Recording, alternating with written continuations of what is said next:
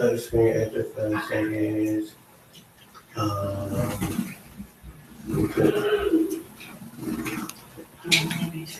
I'll put it for 30 minutes.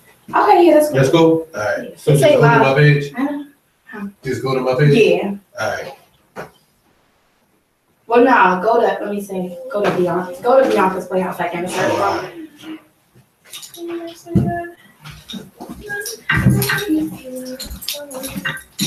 Come on. My muscle glasses. It's already in. Oh, it's an accident. Is you right? Yeah. All right. So, Carrie, I always say right there. Hold it. So, listen. Let me say it. So,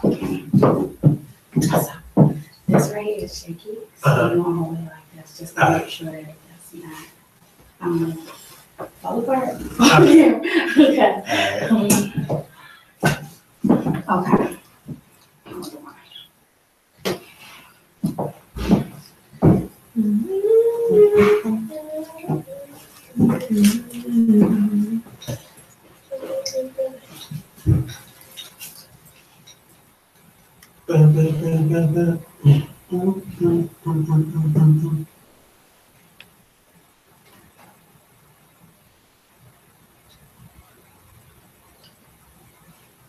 Okay, so he's already on my page. So as soon as it goes live, then you can click on that. Okay. Oh, Dru Hill or Druid Hill? No, it's right. Okay. So listen, you've been watching this for like the past 2 minutes because I accidentally pressed start a long time ago. So we're gonna pretend like we just started though. So don't judge me. All right. Make sure I'm keeping you guys. All right, producer.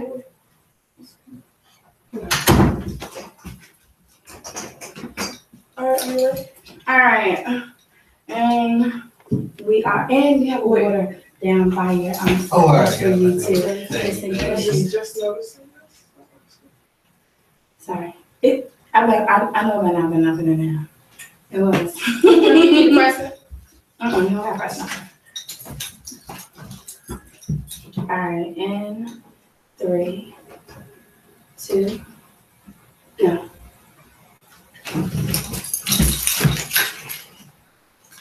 Hello and welcome to Beyonka's Playhouse talk show. I am your host.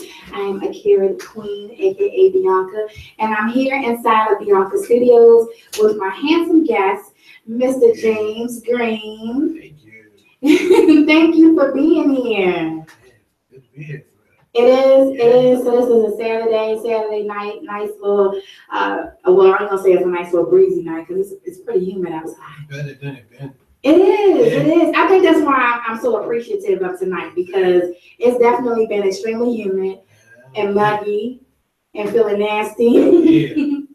So you guys, Mr. James Green is new to the Playhouse, and if you do not know exactly who this handsome gentleman is, he is a former member of our very favorite group. I know me growing up in the 90s, I was an extremely big fan of Dru Hill, and we all know and knew who Woody was. So Mr. James Green is Mr. Woody, aka Mr. Woody. Yep, that's me. That's him, former member of Dru Hill, and I am so excited to have you here because, you know, I like most people, I'm sure, you know, I'm just like, where is he? What is he doing? Oh my gosh, like I haven't heard from him in a long time. And, you know, you hear like you say something to a friend or, you know, girlfriend, like, what happened to him? Well, you know, I think he's doing this or I think he's doing that. So I wanted to quench people's thirst and cure their curiosity by giving them the opportunity to allow you to tell them, everyone, especially here in Maryland and Baltimore, exactly what it is that Mr. Woody, Mr. James Green is doing in 2017. Absolutely nothing. Oh my God. Oh, man. I'm just enjoying regular life. Like, taking advantage of being able to do things that I wasn't able to do during the time when I was active with the group. You know, Okay. like spending time with family, sleeping in the same room for more than a night, and actually waking up in the same place, just enjoying life for real. I could tell. Yeah. I could tell. You look good. I appreciate it. You definitely did. A lot less stress for real. Less stress. I could tell. I could tell. I mean, of course, you know, growing up and listening to your music and watching you guys on stage and watching you perform, you know, as a kid, I'm like, oh my gosh, like I wonder, you know, that's exciting, it's fun. But now being an entertainer myself and, you know, stepping into the radio world and the talk show world and, you know, just going through just the little blues that I've been going through myself personally in this entertainment business. I ain't even touched the tip of the iceberg yet, and I've already endured a lot. And it's been days when I'm like, do I want to just walk away and just go back to being a counselor and an advocate to children, or do I want to continue to do this? You know, so I, for one, and that's another reason I guess I was so excited about being able to hear your story and talk to you and just have great conversation with you, just to see if maybe it's just me, right? Maybe it's just me. Like, is it just me? Because if it's just me, then I know I'm gonna go ahead and take my little booty on back and do something else, you know. But yeah, so tell us a little bit about what it was like, you know, I'm having my little girl fantasy right now. Like, what was it like being up on stage and performing? Yeah, that's the fun part. That was the fun part. Yeah, to be able to use a God-given gift to make people happy all over the world. You know, just to get up on stage and give them a half hour to an hour show and everybody screaming and having a good time right along with you. If you take them on a ride, like you make them sad with one song and then you bring them back up, make them happy with another one. That's amazing. That's true. It's like you feel like you got a superpower for real. Wow. And meeting people that you grew up watching on TV and to have them actually know who you are and they like what you're doing just the same way that you like what they were doing. Yeah. That's one of the best feelings in the world, like some of the most fun in the world for real. Wow. I can only imagine. My goodness, yeah. And to just know, you know, again, back in my little world over here, you know, I get inboxes and emails and things about my show. I've only been doing my show for a little over 6 months. And I get inboxes sometimes from places that I've never even heard of sometimes. And I'm like, how in the world did this person hear me? You know, or how did they even know about the show? You know, it's just, I'm in shock, right? Because I'm like, this little old show here in Baltimore, well, I'm in Ramsey, but, you know, here in Maryland, and I'm like, how in the world did they, you know, hear about me? So I can only imagine, you know, how it feels to actually go into those towns and have people actually know who you are, know your songs, and just be excited to see you. But the fun part about me is that I always wore glasses. So if I took my glasses off, like nobody would know who I was. So I used to be able to get to them all, and all the rest of them would be getting like mobbed and chased and stuff like that. Wow. And I'd be just shopping. I just tell them like, look, don't none of y'all come over here. I'm getting my stuff in peace. Wow. Y'all boys go ahead. When y'all get pulled over, I'll meet y'all back at the hotel. No, I don't know y'all. Wow. I'm shopping. Yeah. Wow. So how many years did you guys tour together? Man, from 1996 till I stopped performing in 08. In 08, okay. Yeah. So, okay. Out there, it was off periods where we didn't for a while. Yeah. We would get back in, but off and on, just like an off and on. When some people go with people and they be off and on, like sometimes they ain't messing with each other, but then sometimes y'all see them right back around each other. It was kind of like that. It was off periods and on periods, but for the better part of however many years that was, from 1996 to 2008. Okay, and so I want to take you to the very first performance you ever had. That was a big performance. Yeah, I want to know, first of all, what it was like just knowing that you were about to perform. It was rough because I can't dance. To this, oh my gosh, you can't dance? Yes, you fool me? Yeah, I fooled you because I was in the back. And you say the top of me. The top of me be doing all right, but my feet and stuff don't do what everybody else's feet. That's why I was always in the back. But the first performance we had like a guy who actually, the guy Brooke Payne who works with New Edition, who choreographs all this stuff. He's actually an affiliate of him. His name is Marvin McIntyre. Like they work together. So he basically the same type of boot camp like you saw in the New Edition movie. Yeah. It was a similar boot camp, but it was a little worse because I'm a terrible dancer. So every time I messed up, who would have thought, he made miss you. I'm gonna tell you something funny in a minute. But he made every one of them, all of us run in place and do push-ups and sit-ups every time I messed up a step. Oh my God! Everybody, you see, everybody was skinny when we first came out. Yeah. That was because of all that stuff we had to do because I was. It's funny, you know, I was stalking through the pictures as I put together the video, and with a promo video, and I was like, wow, like you guys really did go through those like periods where you were really small. Yeah. That was that boot camp. That was that boot camp. Whenever I messed up a step, I need to call him. See if he can put me in that boot camp just so I can get this fucking on. Wow. So being in a boot camp, I'm sure that wasn't the fun part.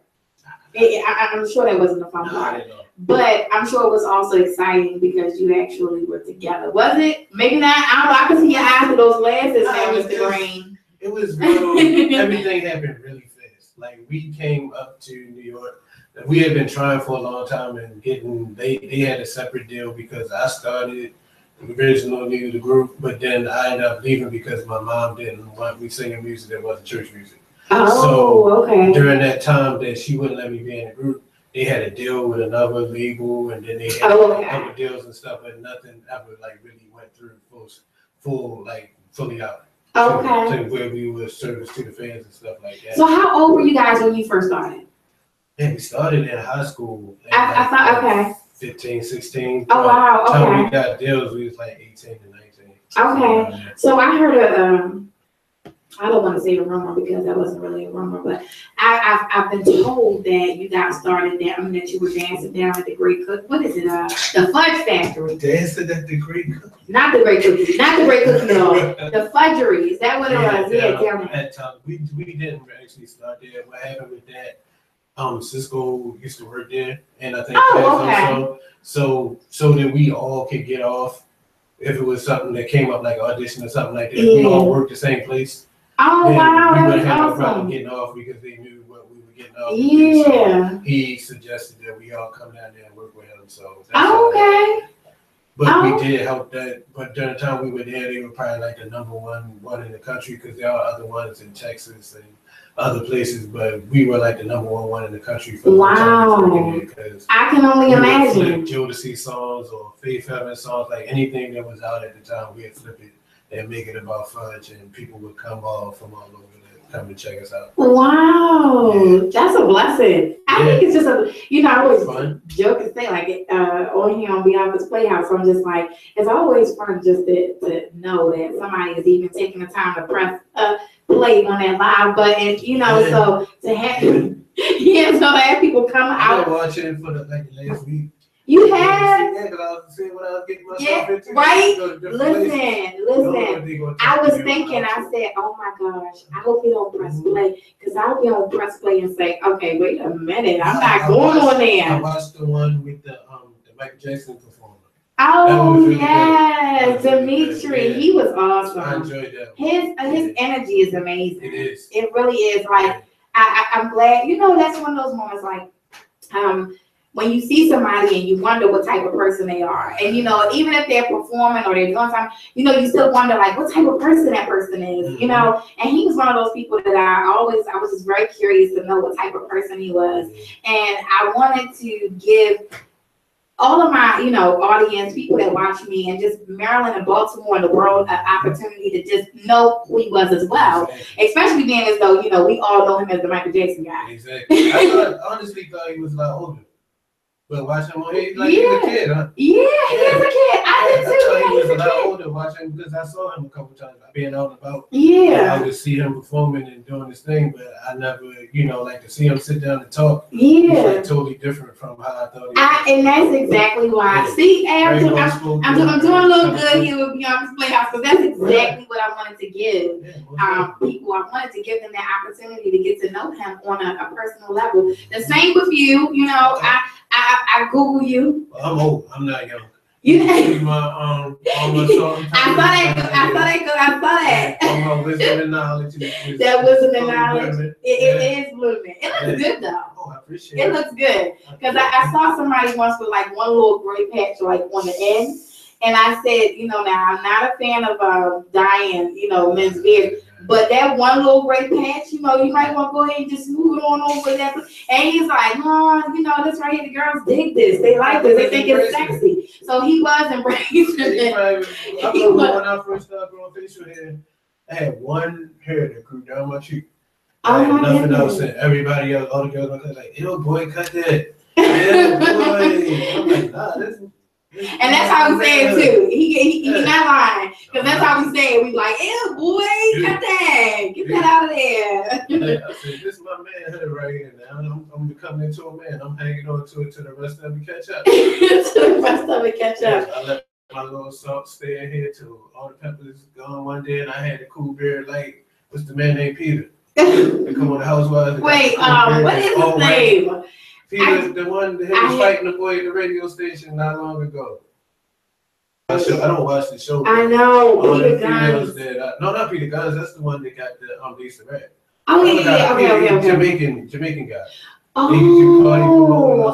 Okay. Yeah. Yeah, he just got the coolest beard. Yeah. Okay. He does a lot. I heard every night. I heard all my females. He does. I scroll down Instagram. I don't watch nothing on show. I don't even watch TV, but I know what's going on all of the shows because of all the posts that people. Yeah, you know what, and that's what made me. That's what made me start watching TV because I hadn't really watched TV in years. Right. And then I just kept hearing all of this talk about empire and power and what is it, Mary Jane and you know all the different shows, and I was thinking like, well, what's going on? But when I had TV before, I only watched Lifetime in the first 40. I like the ID. When I do watch TV, I watch the ID. That's what I do now. All the mystery. I'm like a detective. I'm really a detective now. Right. So. Oh yeah, I'm really a detective now. So the ID channel. So that's what happened when I got TV this time.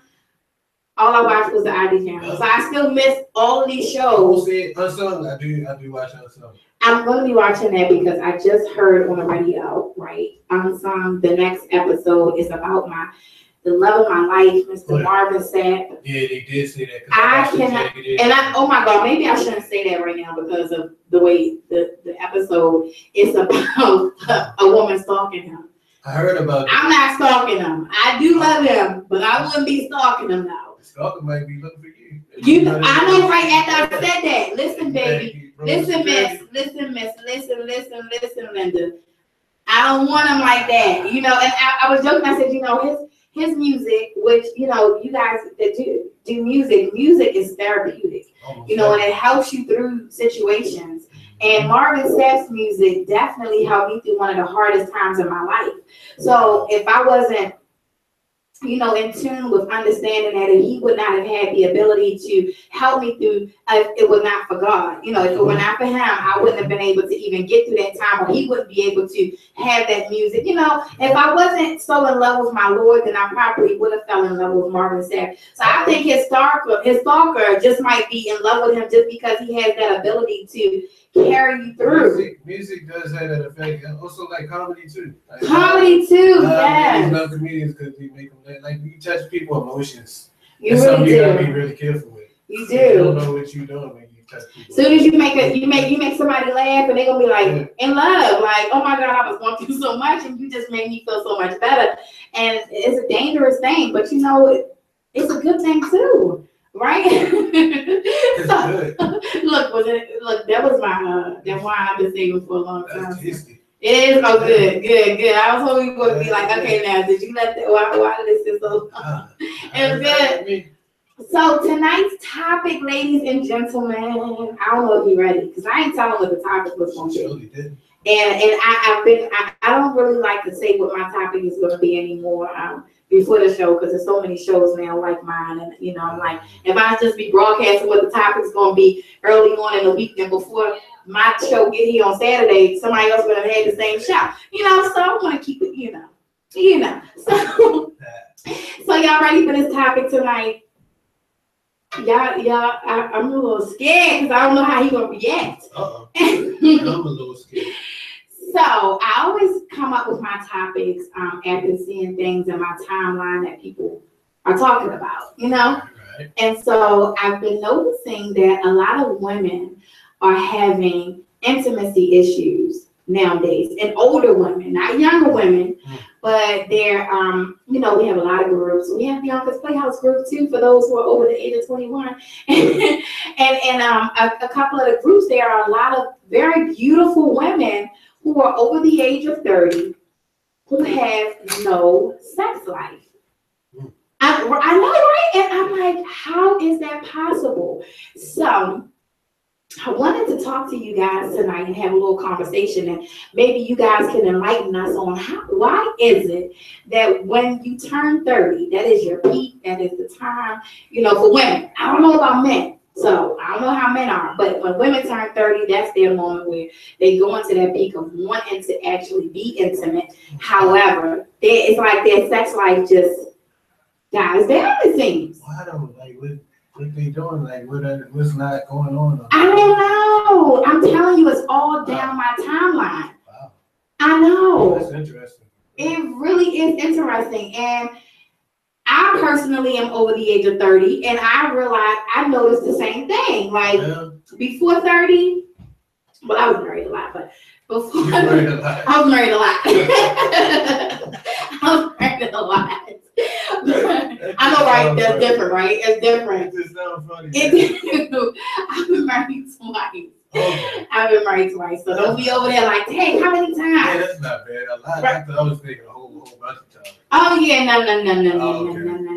So like 7 years first time, 5 years the second time. I mean, 5 years the first time, 7 years the second time. So I mean, it's a long period. But once I turned 30, I'm being single and going through those motions of, well, I'm too old to just be hopping around. Right. So I'm not about to hop around. That's not even an option for me. So it's kind of like you look for that one that you're going to just be with again, especially if you're married and you get a divorce and then you turn 30, it's like that's that settle down period. So I think maybe, and I don't know, I could be wrong. So that's why I have this topic tonight. You guys can give me your, opinions about, why you think things are the way they are with women over 30. But I think that women over 30 are looking to be settled. You know what I mean? Like, they're like, I'm looking for, not me. I'm not saying what I'm looking for because I don't even want to make this an infomercial for dating. But, I think, women, they're looking for stability. They're looking for that special one. And if they're not finding that special one through conversation or even like seeing that this is going to be somebody I can take it far with, then they're just not allowing themselves to be intimate with that person. I think that's smart. It is extremely smart. It's very smart. It's very respectable. It's very respectful. But the thing that I don't understand is why it's all down the timeline. Because even though that's smart, right? Then everybody's like down the timeline, like, well, dang, I ain't have sex in how long? But you know what though? It's the two ways that I see it. Like one way, people see one person say something, and if enough people like it, then everybody else that's on their friend list will start saying that they the same thing because they want the same response that the person get. And then sometimes on the flip side, you might not even thought about it. Just like you said, you was behaving a certain way. Yeah. And you wasn't even paying attention to it until you start saying, oh, people doing it. It's like, you too? Right. Me too. Right. It could be a movement that's going on and just everybody's doing it. It could be. Is it a movement that's going on right now? Is it a thing? Attention. And it's definitely, it is because I'm in several adult groups, and in those groups I've seen and the thing is the women are beautiful. Not that to say that if they were ugly then they shouldn't get none. I'm not saying that, right? I'm not saying that because everybody deserves a little bit of love, But what I am saying is, it's just shocking to me that the women that are posting these things and saying oh my gosh, I haven't been able to find anybody and I haven't been intimate in several months and things like that. And the gentleman. Okay, wait. Let me let my producer back there read some of these comments. Go ahead. Latoya Ivy said, when you get tired of giving a piece of yourself away and getting nothing in return, that's her truth. Yes. Makes a lot of sense. That definitely makes a lot of sense. Rebel Radford said, I think they just want a little more now, something different, more solid, and want to be treated better and knowing their worth. Okay. Rebel, you always come with that good knowledge. That's very true. I said, but there are women out there who are over their 30s and they're still be hopping around. They still hopping around over 30? It's some way over 30. It's some way. I'm over 40. Over 40 hopping? You see all types of things. When you just observe and you don't say much, you see all types of stuff. And I'm not knocking. If you over 30 and you over 40 and you hopping, then you hopping. Somebody you know what I'm told saying? me when somebody leave from where you at, what they do with that is their business. So And that's true. We're trying to come on to me. Hey, That's very knock true. yourself out like Jada Kiss said. Like Jada Kiss say, knock yourself out. I'm trying to get Jada Kiss to come talk to me. No, I love Jada though. Yeah, he is. He came to Baltimore a couple months ago, and I swear, and did a video. A flyer about him being here. Yeah, and I missed him. I was really sick when he came, so I wasn't able to go and see him. But I was ready because I was gonna walk up to him like, "Why is Jada? Because it's honest to gift." You know, I was ready. That record will never get old. It won't. It does. That makes you think. I love it too. I love it too. So, I mean, I guess I'm going to give you guys can continue commenting and telling me why you think, women are not able to find intimacy after 30. But I also want to know, for guys, like, does sex get better after 30? Somebody said that we don't get out prime until we get like close to 40. I heard that tend to too. believe it because I don't know, like there's certain things that when you're younger you just doing. But then you're doing anything, right? Yeah, but when you actually get some knowledge and you start applying what you know, and you start working smarter instead of harder, like at that, just like with anything else. Oh my gosh, yes. Yes. Not speaking from experience, I'm still a virgin. I can put this what you call that angel emoji underneath of my picture. Put the angel emoji underneath his picture. You don't be doing nothing at all. Enough. You're a virgin. You said you sticking to that. Hey, who's buying that? Anybody buying that? Watching that right now? You buying that right now? Everybody buying that. If I take my glasses off, y'all can see my eyes look so innocent. So innocent. He really does look a little bit innocent, but I'm not buying it at all. Like, not at all. Not at all. So, you know how I'm gonna get them, y'all? Let me ask them this. This is how I'm gonna get them, y'all. So, do you think that you were better before 30 or after 30 sexually? I'm gonna say this. It's more fun when you're younger. And like when I was like just out of school and like I wasn't supposed to be doing outside to sleep to do things. There was a certain level of excitement that came with that. As opposed to when you pay all your bills, you can do what you want, pretty much what you want. Yeah. Within reason, as long as it's consensual between you and the party. And, right. And within my systems and all that as well. But it's like nobody over top you that you won't get in trouble because somebody will come in and catch you or something like that. Oh my goodness. That excitement did make a lot of fun. Make for a lot of fun. It makes for yeah. Okay. So I'm gonna say it sounds like you enjoying it now. I'm chilling. You chilling? I'm chilling. It's like when you have to do without something for a long time, then when you do get the option to do it, it's like it's cool, but it's not a necessity. Like I could go extra long periods of time. That kind of scares me a little bit.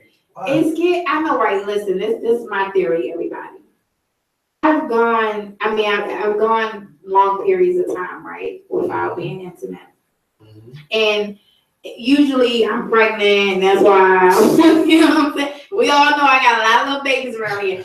So, usually it's something like that, but to go a long period of time and be by yourself, I fear, well, what if it just no longer is an interest to me at all?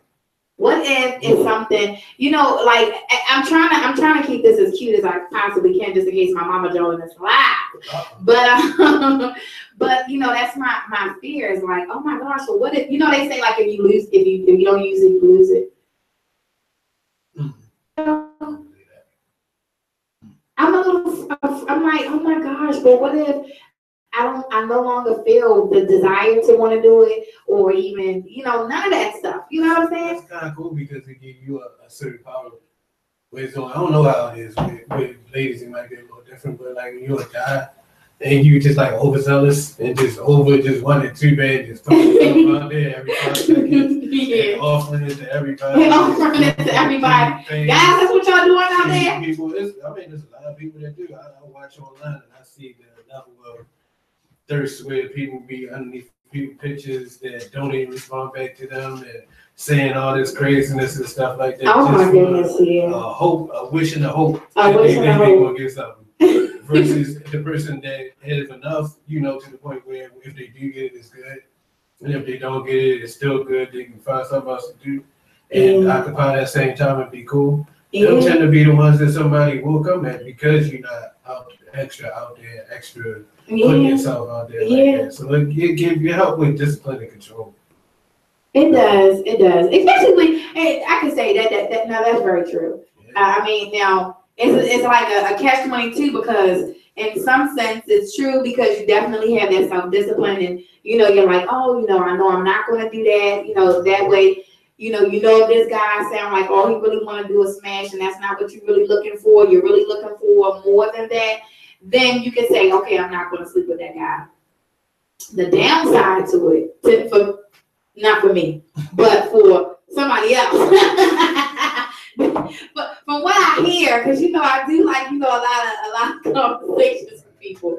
So from what I hear is the downside to that is sometimes you may find yourself being vulnerable to the wrong person. You know, like a person that you know, somebody that you're cool with, and y'all are friends, and you guys have been friends for a long time, and you haven't had sex in a long time, and now you just chilling with that friend, and then you get a little comfortable. You'll get comfortable.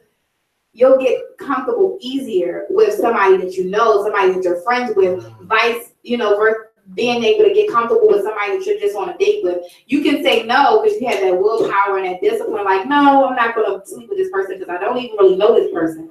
But you find yourself chilling with that friend that you've been friends with for years, and you haven't had sex in months and months and months, and then that friend rubbed your leg the right way, and all of a sudden y'all didn't do. That's when y'all gotta have some conversations. Just know what you get into before you get into it, because you might meet somebody, you might know somebody all your life, and somebody that you just met on one day might got better intentions for you, or like you more than the person that you knew all your life. So you gotta really have real conversations. Yeah. And both people gotta be honest. That's say true. What they looking for, and when somebody tell you what they looking for, ain't looking for, believe them, because if somebody tell you I'm not looking for no relationship, and then you do something anyway, how you get mad at the person that told you that they told you? Exactly. That's that vulnerability. That's that. People. Huh? Sometimes people think they can change people. Like they got something that don't nobody else got. When in all reality, it's something that pretty much everybody. That mentality, I would hope that mentality or that thought process changes after you turn 30, because I don't think so. You don't think so? Because I mean, I used to hear all the time, like a girl, you with your girlfriends and your girlfriends are talking, and they talking about this guy do it. They're like, oh, I know he's not gonna cheat on me because ain't nobody will do it like I do it. And I'm like, okay, well, I think don't get me wrong, everybody has the ability to do things differently in the bedroom. Yeah. However, the sad thing is that these ladies are not understanding is that she might do it better than you.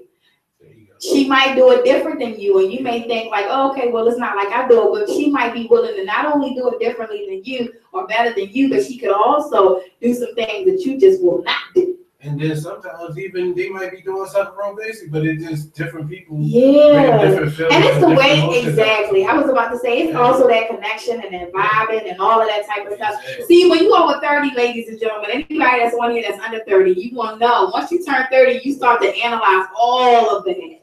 I think that's why sex is different over 30 as well, because it's not just about the actual act, it's about everything. You take everything into consideration. You know, it's like even down to the way a person smells. Everything. You know what I mean? Like, are you going like put on some cologne and you going, do the Bath and Body Works, the Vicky's Secret, things like that. Like everything means something. It's not just about the actual act. So, I guess I'm kind of answering some of my own questions right now and curing my own curiosity when it comes to why so many women are on the timeline right now and they're just like not being intimate and they're complaining that they're not being intimate and that nobody is stepping up to the plate. And I'm sure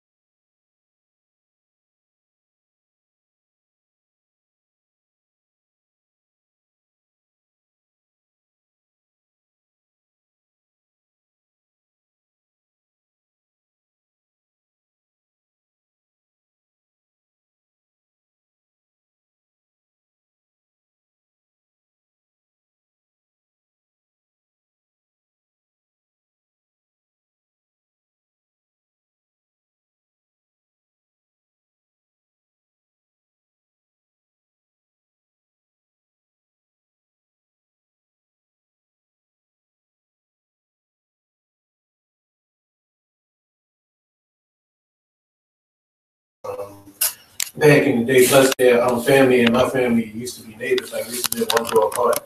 Wow. Hill burn over Franklin Bel Air. So we Okay. used to see each other whenever they would come in town. They'd put up some cribs and we'd come over the house and sing together. Wow. Sing like their whole family sing. So they saw me and they vouched for me. They said, "Oh yeah, put wood in there." But everybody knew that I would be able to hold it down as far as singing. But nobody never seen me act. And I'm not an actor. So, That's what I was about to say. Like, you know, is that something that you had one of those hidden dreams? Nah, I'm not. I mean, I just did it because that's what I saw everybody else doing and they had no records out. So I'm like, man, let me try it too. So let me try this. Let me try to do this. Be over until we put something else out. I put something else out with y'all. Okay.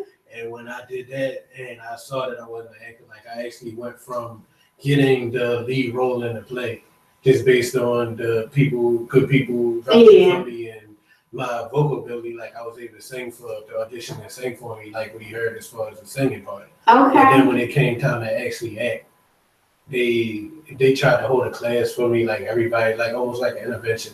Like everybody else in the Oh my God. help me and give me helpful hints and clues and all Kind of that acting intervention. Yeah, so like what ended up happening was a guy who was an understudy for another one of the parts of the play ended up being the lead person in the play, and I ended up just being his sidekick. I just came back from living in California, so I had some a Woody Woodpecker hat that came from there, and I had like I would put that hat on in the play, and everybody would see me come on stage with the hat on, they would just laugh because I looked a fool.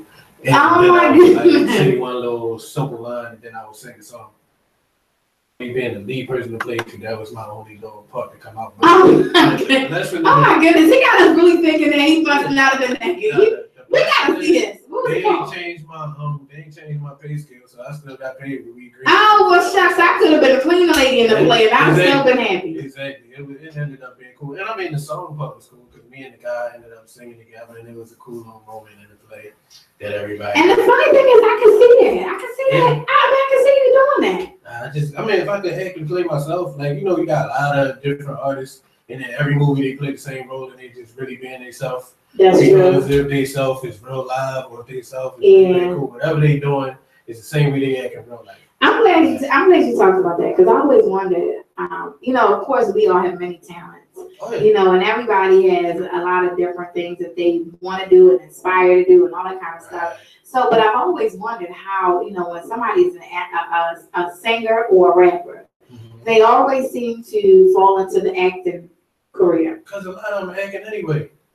You think about a lot of the hip hop artists and stuff like that. Like, I mean, I don't know all of them. I don't know every person personally. But I've read and I've seen things with the ones in the past where a lot of them really didn't live the lifestyle that they portrayed to live on in their music. You know, and even with some singers, like, I'm not going to say no names of nobody, but you got like the guys who sing the most love songs. I would go to outer space and bring you back a planet on my back. And they be the ones that whip the woman ass. I knew you were going to say that because I heard that same thing. And the ones who rap all the hardcore stuff and calling them names and stuff, you read some things from their girlfriend, they like, this is the sweetest person I ever been in a relationship with. So Oh my God. a lot of people is acting naturally, so it's a natural progression when you go from making music and portraying yourself to be a certain kind of way in your music that you may or may not be in real life, then you acting anyway. So it's just natural. So it's natural for them to act. Yeah, go get a check for it. But then there's some people that I've seen, I think they might have had the same exact thing happen with you, where they started acting and it was just horrible. And I ain't gonna say no names either because I want everybody to love Beyonka's Playhouse, but I'm just gonna say I've seen some singers go and do a movie and I'm like, okay, no, that's not okay. They stick to singing and let us love you singing because acting was just not for you. Everything ain't for everybody. It's not.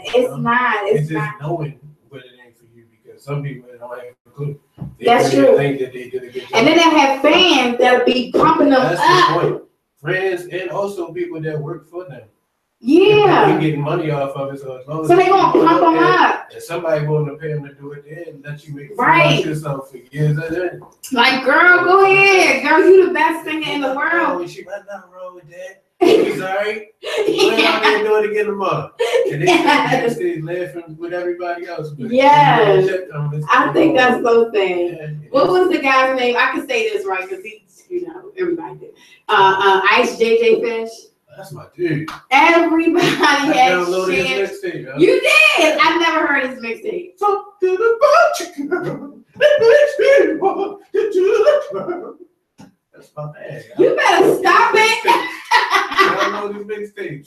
Download his mixtape. Look, download it and support him. I'm gonna say that. That's my man. But when I saw the videos and people were really like, yes, he can sing, you know, boasting them up, and I was thinking like, you know, at first when it first started, I was thinking, oh my gosh, these people need to stop because they're gonna hurt. You know, it's gonna turn into him really like thinking that But I see. I think he's joking.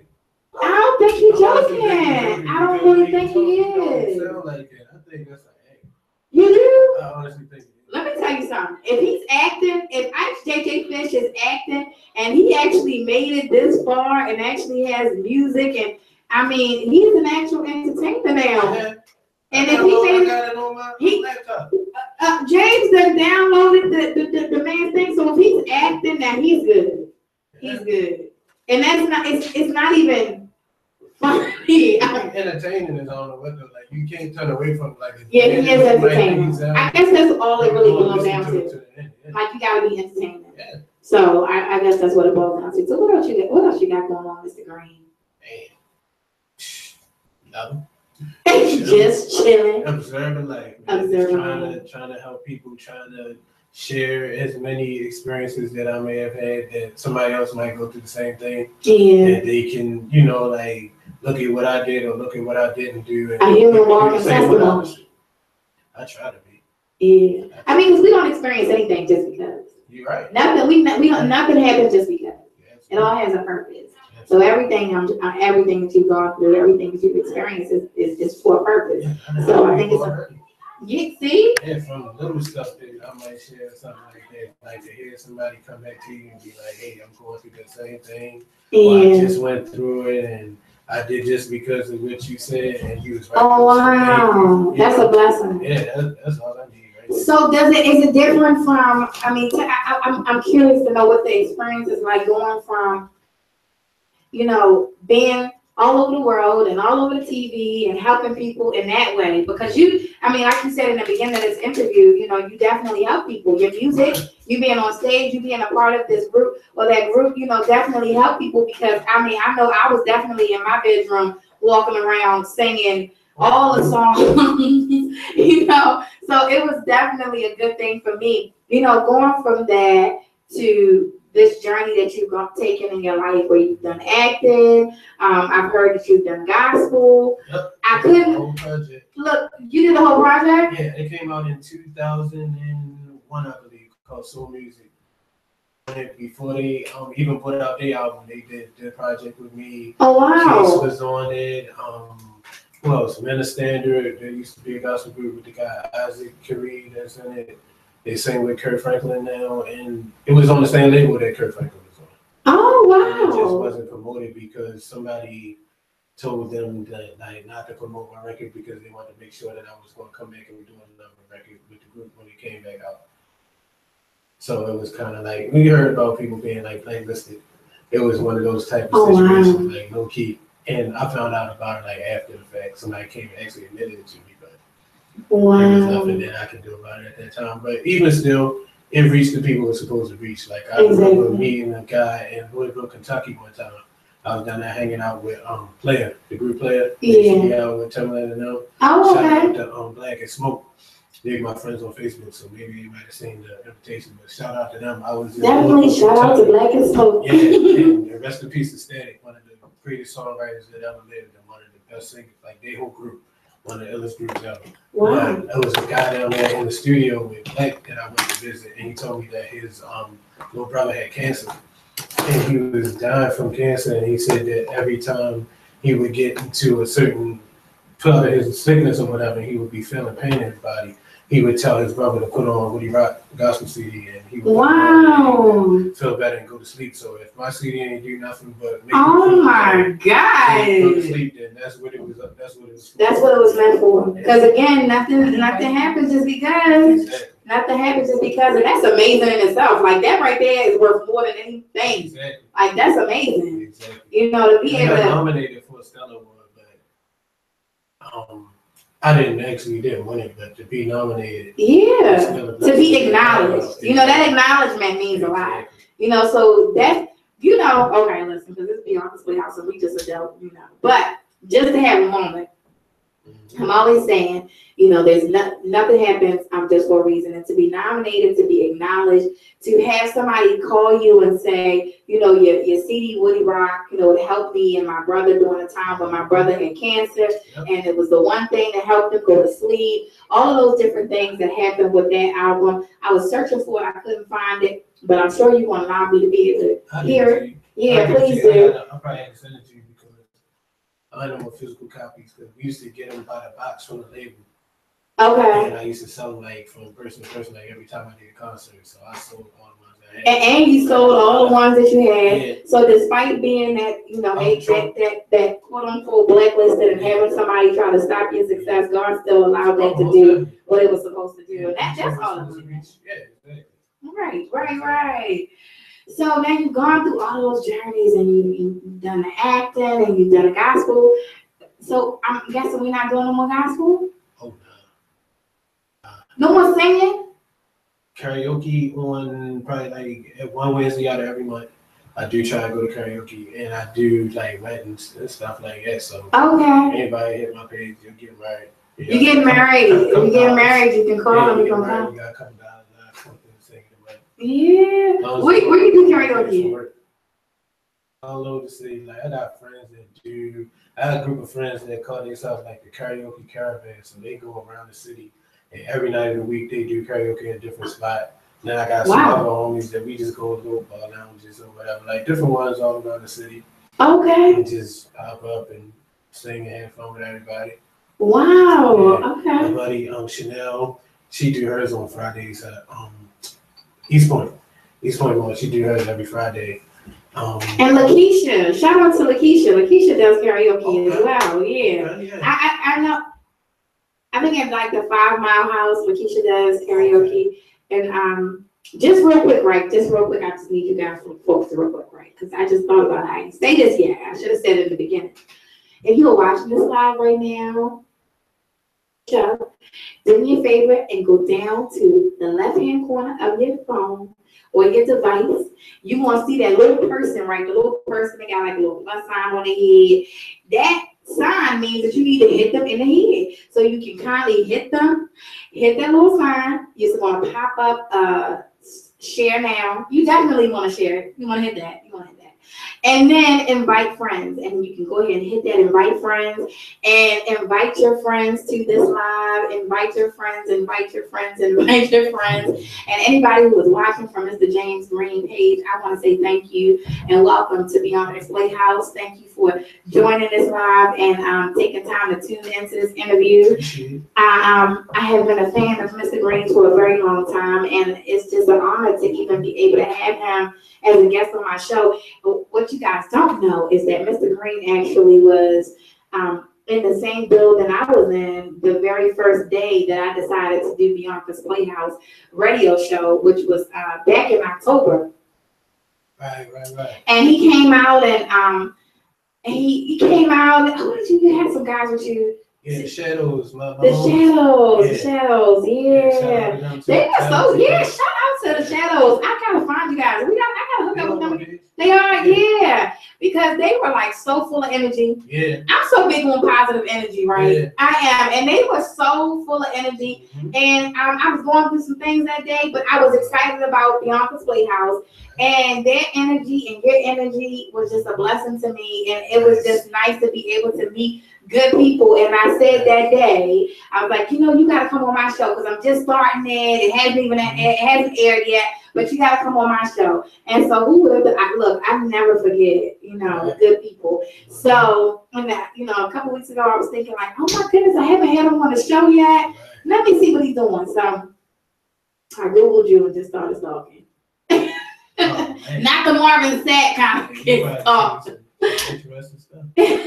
Yeah, I was reading a lot of stuff. I read a lot of stuff. People are tripping. People are crazy. People make up stuff. People do stuff or see you somewhere, mind your business, and snap a picture of you and attach some whole crazy stuff to it. Yeah, I saw. Especially in this city. Baltimore, Oh, easy. I don't know what And I is love my city. I know, right? I You know just what? did a photo shoot downtown, right? And I was at the harbor, and I did it there because it's my very first photo shoot for Beyonka's Playhouse. And I said, you know, despite all that I've gone through in this city, I'm still gonna rep this city. Right. You know, and I'm not even originally from here. I'm originally from Greensboro, North Carolina. That's where I want to go. Yeah, that's where I want to go too. I want to get the heck up out of here soon too, just to have some peace. I love Carolina. Like, It's every beautiful. time I've been there, nothing but love and nothing. All my family is there, and it's a different. It's an entire. When I moved here as a little girl, I kept saying, "Mommy, what kind of planet is this?" Because this is a different planet. Right. Baltimore is the smallest place on the map, and it is an entire different planet. But either way, I wanted to rep the city. Right. And so I did my photo shoot down at the harbor. Shout out to Tony Roberts. I hope you're watching, Tony. Tony is so awesome. I do appreciate and love you so very much for taking the time to come down and look at that. But you know, I did that because I wanted to rep the city. So, you know, it's hard to rep. It's hard to get past the hatred, the disrespect. It don't be everybody though. It be like a couple Handful. dummies, though. It's a handful. Couple dummies. And what happens a lot of times is that other good people will intervene and they will say what needs to be said to the point where you don't even have to address it. Yeah. But it just be on one or two. I saw that on a couple of things that came up, right? And that's what I started to put that in the promo, right? But I was like, no, I'm not gonna do that. But I screenshotted a couple of things that I saw where people were saying some things that was kind of crazy, but people were coming back like, because people know what time it is. Like, yeah. Your time in we were doing what we were doing. I was always the person that shout out to good friends like my buddy Sleep and people like that would always bring me down the hill or like to the most ratchetest hairdressers or the most wildest clubs or something like that. I was always a presence and I was always around.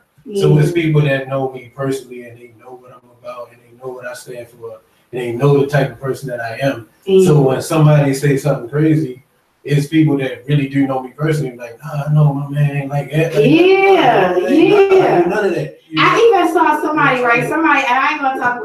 Thankfully, I don't remember people's name, but there was a situation where I saw on Google where somebody made a post about you, and then other people were talking, and they were like, they were like, wait a second, like, no, he good. Like, what you talking about? And then the guy, they were like, that's where I saw the gospel. They were talking about the gospel, and you know, no, he's gospel. He's happy. He's in a good place in his life. That man don't mess with nobody. He's a good person. He put his time in. And after all these comments, it was like 10 comments of people like coming to your rescue. I never even saw it, mind you guys. I didn't see one comment from him on anything. And that's a good thing, because I gotta learn to do that too. Like, stop feeding into BS. So into the comments was the guy who actually made the post about you was like, man, I apologize. I ain't even know, like, you know, shout out to him. I pray for him. Like, he did a whole turnaround. It's like when you were in school and I know personally because this was me. I was a nerd. I looked like just like Steve Irwin when I was in school. Somebody was trying to make a reputation for themselves. Like, they might be miserable themselves. Yeah. Because they don't have good clothes, good shoes, whatever. So when they see somebody that look like a nerd, they're like, all right, let's go smack him real quick. And I get a reputation for myself, and everybody know that I smack niggas. And, you know, whatever. But then you might not know who. It might be my brother or somebody. Like, you might smack me. I might look this way, but I might got brothers, my whole family ain't this way. So when you go after that one person, like, you just never know who you're attacking. Not saying exactly, but you never know who you're attacking when you attack somebody. A lot of times the person that look like they the easy target or the easy, you know, like easy one to get off on. All the time it's not like that. And I've been blessed to know good people and be around people and have real life experiences with people whereas though they not just gonna let somebody just say anything reckless and crazy. No repercussions. Like, I will address it, but I address it in the most positive way myself because I understand people's motives. I understand why people do certain things. I understand that people hurt people. So if you're in a situation where you've been going through hell, it's only easy for some people to try to dump their hell on somebody else and they think it make them feel better, but really then it just create too much from people. Exactly. You know, so exactly. Hurt people. That's like such a a real thing, and it's sad and it's unfortunate. But I love the way you analyze that and you put that together because that's the absolute truth. Because it shows you speak for yourself. You know, your presence, your personality, all of that speaks for itself. So even if you sometimes you don't even have to say a word. You know, it's some things that go on. You know, with me sometimes, and I don't say anything, but I'll get an inbox like, you know, I saw this happen, and I just want to tell you that, you know, keep pushing, you know, and get that inspiration, and that allows me to be like, okay, well, I must be doing something right, you know. So I gotta say, you definitely have done some things right in your life because you had people coming back at your back. And it's not be so stupid. Yeah. It's not be so stupid. Like, I will. It's like if you know me. I'm the person that my favorite comedians be the ones that come on stage and tell you everything that's wrong with them. So when somebody else say something about them, they're like, all right, we've been through that. I walked out on stage and told you I was fat. You can look at me and say, I think you're fat. What's funny about calling me fat? So it's like me, I never driven a day in my life. I went to driving school. And I didn't even finish driving school. Like I did the class, sitting in class taught. But I didn't finish the on the road part because I have a really short attention span. So you know that commercial when the lady be running down her grocery list and then a car come out of nowhere and smack and say life come at you fast. And she wasn't focused. That's me. If I was driving, if I saw somebody I knew, if I saw you on the sidewalk, I'm like, oh, she look familiar, I know her. And that's all the time it takes for somebody to smack me. So because of that, I always caught public transportation, be it, you know, we were forming like limos or I had a car, but I never drove my car. So I might catch a cab, I might catch the bus, whatever. But like if somebody, and I post pictures, if you follow my social media, you'll see pictures of me on the bus.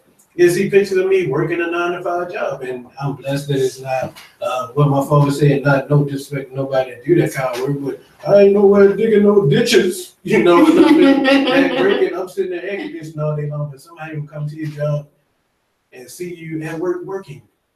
What's weird about that? Like I had a girlfriend and we broke up. And everybody that knew where her job was at used to tell me, come, that's the first thing they say when they see me. I seen your girl today, yo. Seen your girl. I'm thinking they're going to tell me something crazy or something exciting. What was she doing? Oh, at work. At a job. Okay, why you feel me to tell me that? So they see me at work, at my job, minding my business, away from everybody, staying out of the way. They still feel the need that they want to take a picture of. They see me standing on the bus stop. They want to take a picture. Like, for what? I'm doing what everybody else doing, and like you was out there with me, and the person, I was like, I got a monthly pass, that's not nothing to brag about, but I'm like, I'm swiping my pass, you shaking your pockets, trying to get enough change for you to get on, so you don't need to be taking anybody's picture. You need to be taking that. I think that's one of the ones I saw, something like that, like somebody took a picture of you. And and I was thinking like, oh my goodness. Then the Baltimore bloggers. Yes. They doing it like they getting the school boys. Let me tell you, I wanted to get into blogging, right? The same ones that talk about Black Lives Matter, ain't no Black Lives Matter, going to work and minding my business. Yes. Put me out there. That made me not want to get into blogging. I'm just saying, yo. I'm gonna say her name too. No, I ain't saying no name. Oh, I thought you said her name. Oh, okay. Oh, okay. I thought you said her name. That's why I was like, I don't believe in making nobody no bigger than what you. Oh, okay. But I wanted to get into blogging, and I started looking at the things that I saw on the internet about people, especially here in Baltimore, and I saw all the negative things, and I was like, okay, I don't even want to put. You see now, I always throw that disclaimer up there, y'all. If you guys watch my show, I'm always telling, listen, I'm not talking about nobody bad. I love everybody. We need to kumbaya together. Come to Beyonka's Playhouse. I support everybody. But the bloggers, I'm like, oh my gosh, like, they go hard. And then turn around and be dick riding. Yes. Because they still need, this is the thing about it, like you still need somebody. Like they still want to get that person. You know, it's like they can just said all these horrible things. Yeah, and it's like, crazy. What though? It's like what did it get you? What different what place are you different now than you were before you did that? Yeah. Like, what is the point in you doing that? Exactly. You know, like what was slick about it? Exactly. And then smile like grin in faces of people that you know personally, that I know personally. Yeah. And like you different, they're like, yo, don't you know me and such is cool? Like, why would you say, oh, everybody else is dead? Come on, man, it's bullshit. Yeah. So the most recent things that I saw that were like really recent were the blogs about the tour now. that, you know, Dru Hill's on tour, and people were really saying, yeah, no, but people were saying, "Where's Woody? Come on, Woody!" And they were calling for Woody, and I was like, "Oh my goodness!" I had a screenshot to go see because I was like, I thought that was awesome to even see, like, "Oh wow, like where's Woody? We want Woody, or is Woody coming back? Is Woody going to do an album by himself?" And it was questions, and that's why I even put in the promo. You know, people want to know: is Woody coming back? Is Woody going to do something new? Is he going to sing something? The love is overwhelming. It's beautiful. And it's the same thing what we was talking about earlier. It goes back to the same thing. When I was in the group, one by one. And they used to, for whatever reason, well, I don't know for what reason, but they used to put me out there first. And imagine you going to the movies. Yeah. Imagine you at the movies at the matinee. Now you clap a little bit because the lights go off. Yeah. And then you clap a little bit more when the popcorn and them be dancing on the screen. Yeah. Yeah. And when they say our feature presentation, you scream. Yeah. And then you scream louder when you actually see your movie come on. Yeah. That's how I was the cutting the lights out. So I come on stage, okay, yeah. All right, nigga, go ahead. We see you. Go ahead, so bring out who we want to see.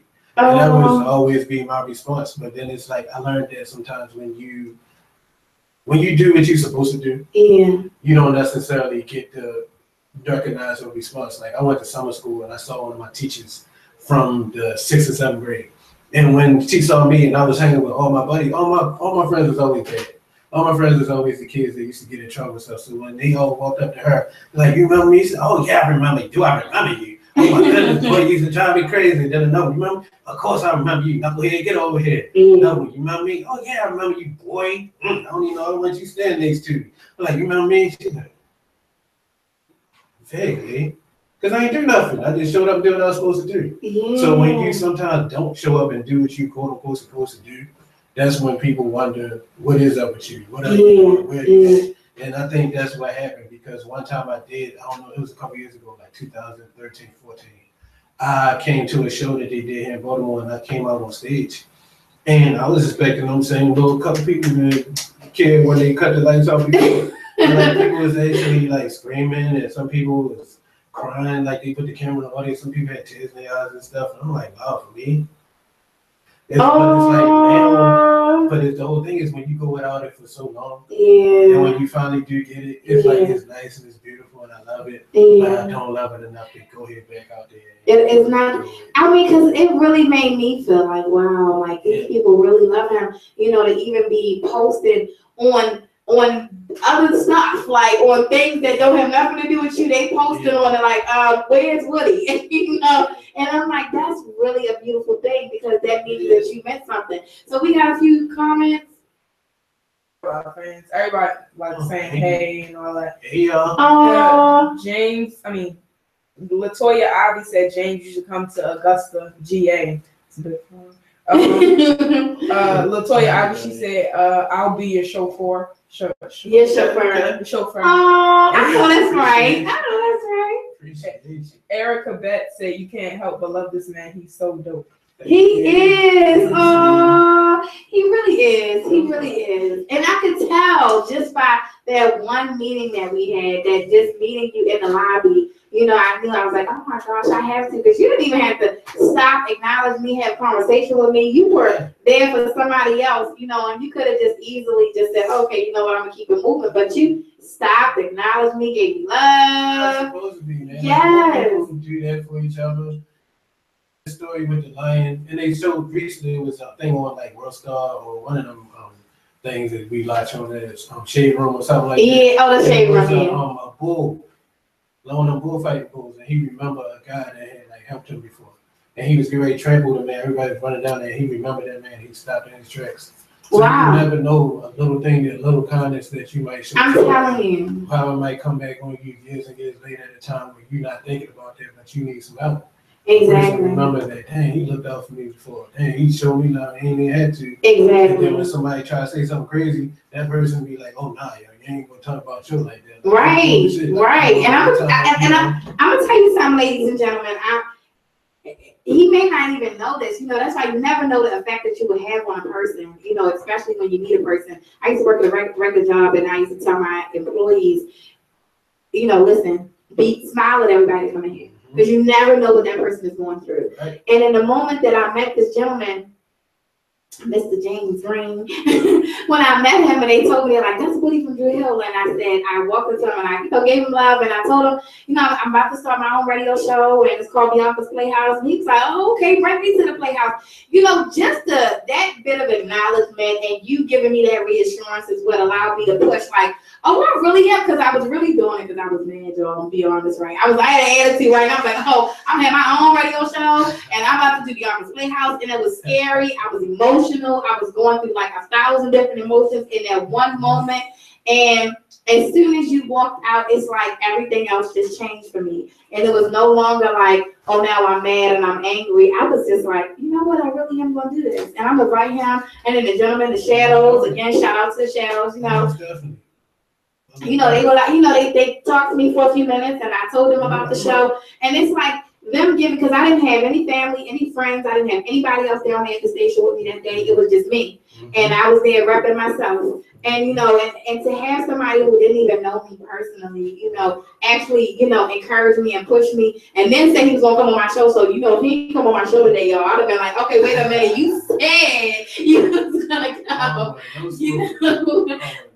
Right? I was going to find you. And Marvin Sampson talking. No, but it was just a blessing. So, like, you really are a blessing to people. You really are. I mean, from your music to just your awesome personality, and then everything that you're doing is just a blessing. And even now that you're relaxing, to me, that's a beautiful thing. Yes. I believe you deserve to relax. I believe so too. You done had a whole career. And that's what I try to explain to people. Like, I did everything backwards. Yeah. It's like most people will get out of school and then get themselves a little regular job until they can get to do what they really want to do. Yeah. I basically came out of school and worked a little teeny job for probably like a couple months and then was right doing what I said I was going to do since I was a kid. Yeah. So now that I did it and accomplished what I wanted to accomplish at that, was part of a very successful unit that moved a whole lot of records and then branched off from that and did the kind of music that I set out to do. Yeah. And was successful enough at that and that to even be nominated for an award and perform and made some nice little run of performances. Now I just want to chill. Yeah, and I mean, it's a fast life. Yeah. That's a fast life, traveling and doing all. Yeah, that's a lot. So it's like that doesn't allow and there's a lot of other artists that are. Yeah. But you need a certain amount of time to rewind and recalibrate and be by yourself. Yeah. And doing that type of thing for a living, you don't always get that time because even if you're not on stage, you're at the after party. If you're not at the after party, you're at a radio station. You're always somewhere doing something, a promotion, an in-store or something like that. Or an interview. Exactly. You get no time to yourself. Yeah. So I'm sure it's nice to be able to just go outside, walk, and get on a bus, and that's just a nice, calm life. Yeah. And I think for those people who have never had the fast life and been able to tour the world, and those people that don't know what it's like to have 1,000 fans screaming and wanting your autograph and having to go places with all these people, or for people that don't know that life, they look at it like, oh my God, so he's just going to not do nothing. Yeah, he's over 30. I'm not even going to say, but he's over 30. He's chilling. Yeah. You gotta come. But he gotta go. All of that. He's chilling hard. Yeah. Ain't nothing up in. Oh my goodness. Yeah. And you got a tattoo. Oh yeah. One of these, I was gonna do my whole head, but somebody finally. I always said once somebody showed me the scripture that said you're not supposed to get them because all the church people. You're not telling them all on your body. So I said, if somebody can show me, I stopped. And right when I was getting ready to do my head, when I did the one on this side, one on this side. Then I was getting ready to get my barber to draw my shape up line and then get them all the way in like Bam Bam Bigelow. Oh my God. Somebody showed me the verse, so I stopped it when I got it. So I stopped at about 23. Mm-hmm. Wow. Well, I mean, you got a lot. Yeah. I can't say you got enough because I'm going tomorrow. I'm going to get more done. All right, well, I won't tell you the verse. Yeah, don't tell me the verse. Don't tell me the verse. Tell me like next week. Look, baby, she said, "Oh, don't tell her that." Don't tell me. Right. Shut up over there. Don't tell her, right? Yeah. So, other than just relaxing, is there anything else that you want to do in your life that you haven't done? I don't even know honestly, it's like I do things just like stuff just come to me, you know. So if something comes to me today or tomorrow, and I decide I want to do that. And then also, I just learned, and it's like, I was kind of, you might take it as paranoia, or you might just take it as just being smart. I think it's being smart. I don't like to tell what I'm getting ready to do until it's to the point where somebody else, because things that I had started doing, and then made the mistake of telling somebody. Like I had decided to design clothes.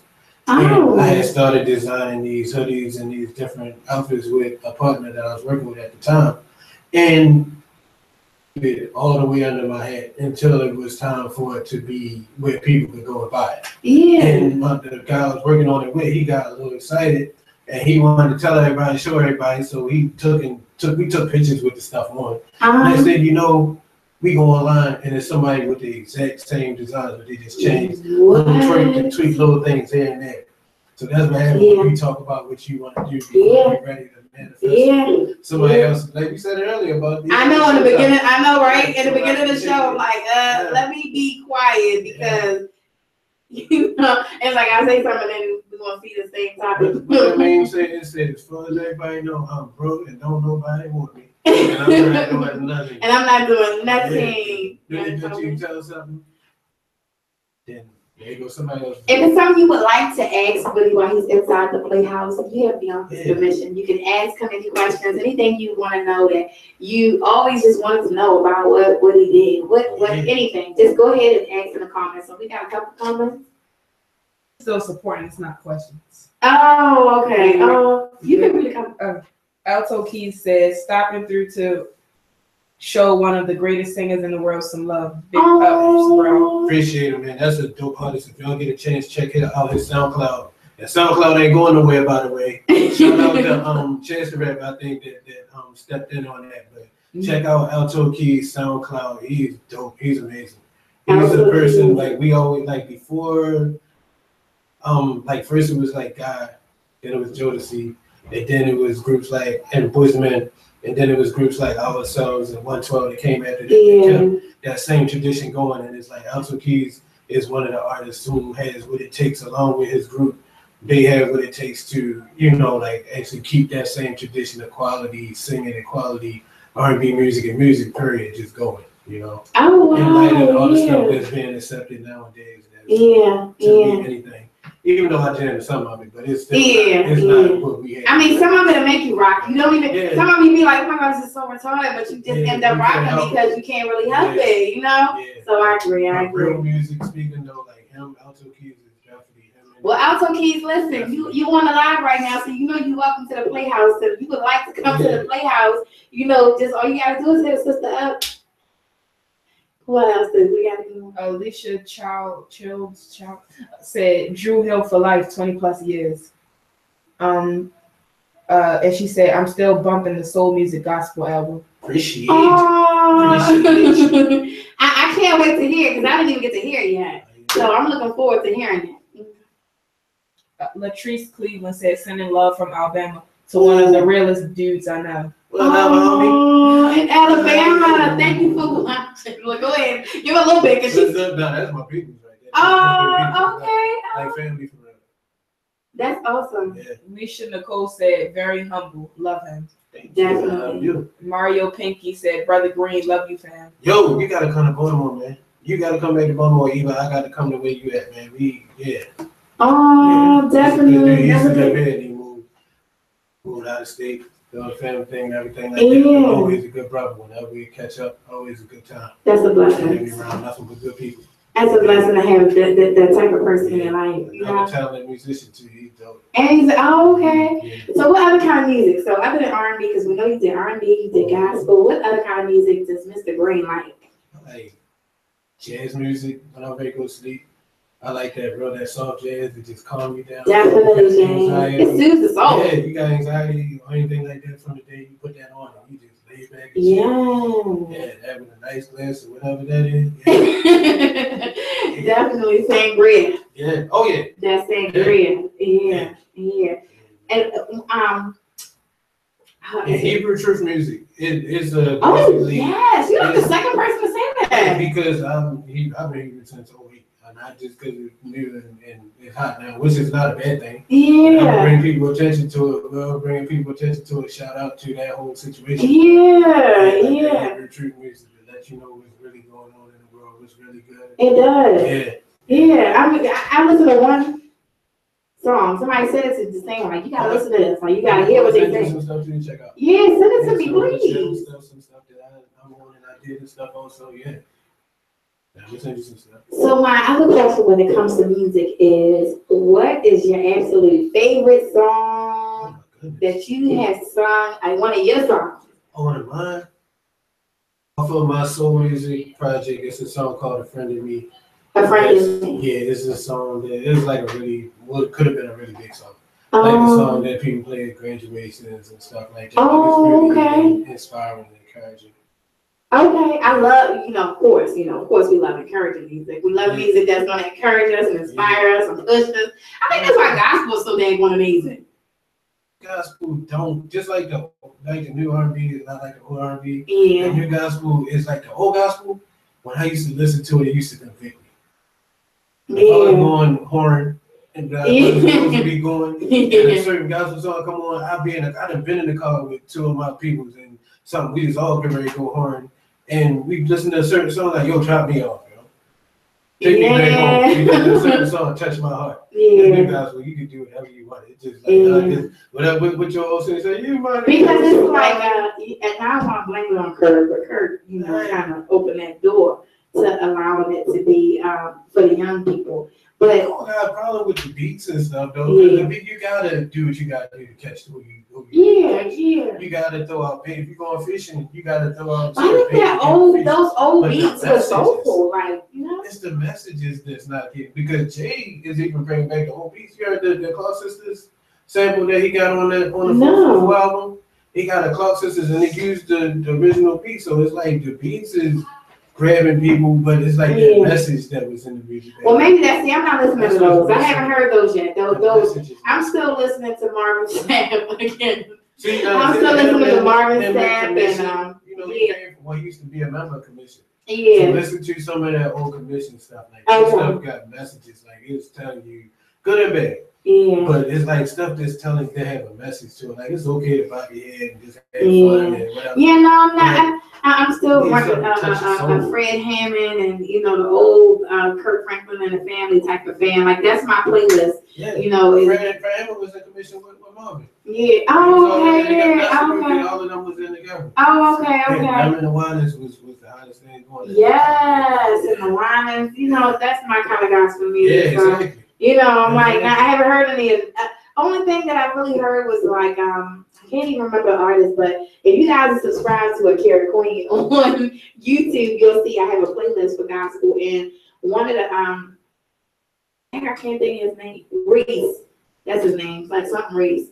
He has like a gospel song, and it's got a catchy beat. My kids, they'll be like, "Oh yeah, my turn that one up when it come on," But his message is good. Okay. So he has a really good message in his song as well. Okay. So I'm gonna send it to you. Yeah, I'm gonna send it to you. So some of that music, you can't buy until you give it to. Yeah, ain't no wrong with beats. When I was doing it, my beats was nice, but actually, I wasn't talking about nothing on my gospel album either. Nothing deep. Yeah. Because of the fact that I never wanted to be a hypocrite. Yeah. So like, if I know I wasn't living up to don't do this and don't do that, and I might be doing this and that, I wasn't gonna make a song that say don't do it. Did you remake it? Somebody, I remade The Question Is by the Winans. Oh, okay. I was listening to it on my Insta Snap thing. I was listening to it on the way over here. Oh wow, okay. I'm gonna have to. Okay, I can't wait to hear some of this music. I'm a huge freaking fan. So and then we gotta creep up on you when you out here doing this karaoke thing. Yeah. We gotta grind up so we can hear what he sound like. Look, because I know I do is go on Instagram thing. I've got videos and stuff up. Like, you do? Because it was still from the Sons of Soul. They just did the Jazzy Summer Nights. Oh, I missed it. Everybody, I'm gonna definitely. They changed the date. It was supposed to be the week before. I was prepared. Yeah. The week before. I couldn't make it, but from the videos that they posted up. Everybody I talked to was like, was you into jazz or something like that? I never heard of it before until that last week, 2 weeks ago. So I'm gonna definitely be there from here on out because I'm trying to get out into the Q community, as they say, and just meet people and introduce myself and allow people to know who Beyonka is. So I said this is some nice events to go to. That's why I'm gonna follow you, Tim B. He gonna be singing karaoke. Beyonka gonna be right in the building. So you guys, before we even say it again, singing karaoke and eating wings and drinking beers. Well, I'm cutting back on the beers because I'm trying to get rid of my belly. I'm trying to get better for the. I saw some pictures of you in the gym. Yeah, I'm trying to do a little better. I ain't all the way. I'm further than what I was. Yeah. I mean, you look good. You look good. I'm working upon it. It's a work in progress. Yeah. So, before we go, just to see if there are any questions or anybody had anything else to say. No. Well, I just want to tell you guys, thank you so very much for tuning in tonight and watching and supporting this great man, Mr. James Green. And I'm glad he gave me the opportunity to allow you all to see and hear what it is he's doing today in 2017. He is relaxing. Yep. He is chilling. Relaxing, relating, and releasing. Relaxing, relating, and releasing. Shout outs to my homie. I gotta say this. Shout out to my homie. Mario Smith, one of my favorite singers, and shout out to my man Teo, who is in Dru Hill right now, who took over the spot that I used to have, whatever. So, like you were saying earlier, when people be saying, asking about me and stuff like that, I definitely would not have left without leaving y'all in the best hands that I personally think that I could have left y'all in. Yeah. Very capable hands. So, shout out to him for holding it down and doing this thing. I saw him. So that, everything's everything. So, I feel comfortable doing what I'm doing. Yeah. I know you doing what you doing, good brother. Yeah. I know you don't be on Facebook, but somebody gonna show it to you. Somebody gonna show it to you. Because it's on YouTube as well. So if y'all don't have friends, if you got friends and family and they like, oh, I don't have a Facebook page, it's okay, because we got YouTube streaming live as well. Yes. And you can see this interview on YouTube by going to Akira Queen. Child said sing. So you want to sing? Sing April showers. Sing April showers? Okay. I'm gonna sing too, like I'm lying. I'm lying. No, I'm lying. You go ahead, you do your thing. There we go. Boom. This is on you. And girl, I'll give you all the love I have inside this heart of mine. And yes, I swear that I'll be here for you forever and all time. So if ever you feel lonely, all you have to do is call me, and I'll be there to shower you with my love. Oh my gosh! I gotta put the mic down! I'll never put the mic down! Oh my goodness, that was so beautiful! Thank you. Who requested that? Because I gotta say thank you to that person. Alicia Child. Oh, thank you, Alicia! I can say it. Yes, that was beautiful. Thank you. I don't think you should ever get tired of that. Nah, I still abuse myself all day long. Oh, okay. Just don't be in front of everybody else. Just not in front of everybody else. I don't want nobody to get talking to me. Yeah, I mean, how could you? You be in front of people's face all the time. Yeah. I get tired. I got a real short shit. I get tired of people's things real easy. Oh my I God. always think that people's like me, so I don't give them so much. I don't want them to get, oh man, him again. Oh, not again this week. Oh, not again tomorrow. Oh. You going live singing, and I don't think anybody could ever get tired of it though. Somebody did a Facebook thing the other day, and he was like, who's the worst singer? And it's like me and somebody. I don't understand that. What? There's a whole lot of people that use auto-tune. I ain't saying I'm the best, because there's a lot of people that I look at and I'm like, I can never do what they do. But I mean, I can't see you even being in a category of being close it's to just the like being tall and short. Like there's a lot of people that don't talk like them too. There's a whole lot of people that sound better than me. There's a whole lot of people that sound better than me. So I don't understand it. But I mean, it's everything for a joke. And then when people see somebody like in a group, they always categorize people. And if you're not like up the front or this, that, and the third, and they just assume that because you're not doing something, it's because you can't do it. When there might be a whole other reason why you're not doing it. And things are set up a certain way for a certain reason. But the people that don't understand that be the ones that always have the most to say. It's always like that. Yeah, empty bros make the most noise, so people They do know can't get that. attention from being themselves, so they feel. Oh my gosh. This person or that person had to make them more pumped up or make them more popular. You know, they want to. I say all the time, people love attention. Everybody knows you're a clown, and you're doing clown behavior. So yes, Captain and you got king and queen clowns now. All day long, monkeys, just a whole circus. And you know, it's funny that brothers could employ some of these people, and they might would have to go out. Right? Maybe Universal or something. Right. Who knows? I started to make a post today that say birds of a feather flock together. Yeah. Because I'm telling you, people be like feeding into them or something. They really do. As soon as somebody posts something slick out their mouth, then that whole little flock of birds will be liking and commenting and exactly. And ain't nowhere. It ain't nowhere. Ain't nowhere. In the same place they've been in, ain't nowhere. Exactly. But they quick to, want to say something about somebody else. So I think that makes people feel good because their life might be miserable. So the fact that they take the time they take to look at how messed up somebody else's life, right? That made them like, well, damn, at least I ain't that bad. At least I'm not by myself. At least I'm not by myself. But I always joke that people, they form their little hate groups, right? Yeah. And they all, I hate this one person. They all together. I hate this person. I hate this person. And then they all together like, oh, well, you hate that person too. I hate that person too. I hate that person too. And the whole time the person never did nothing to you. And not only that, whole time you needed that person. All of you needed that person.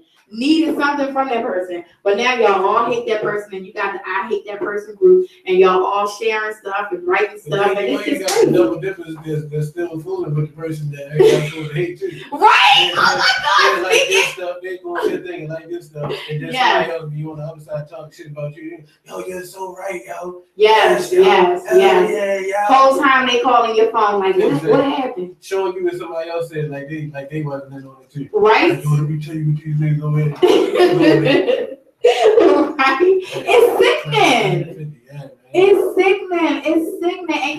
And it's funny, I laugh at things like that because it's like, wow, it's really sad that you want to stay that miserable. You want to stay that miserable. Yeah.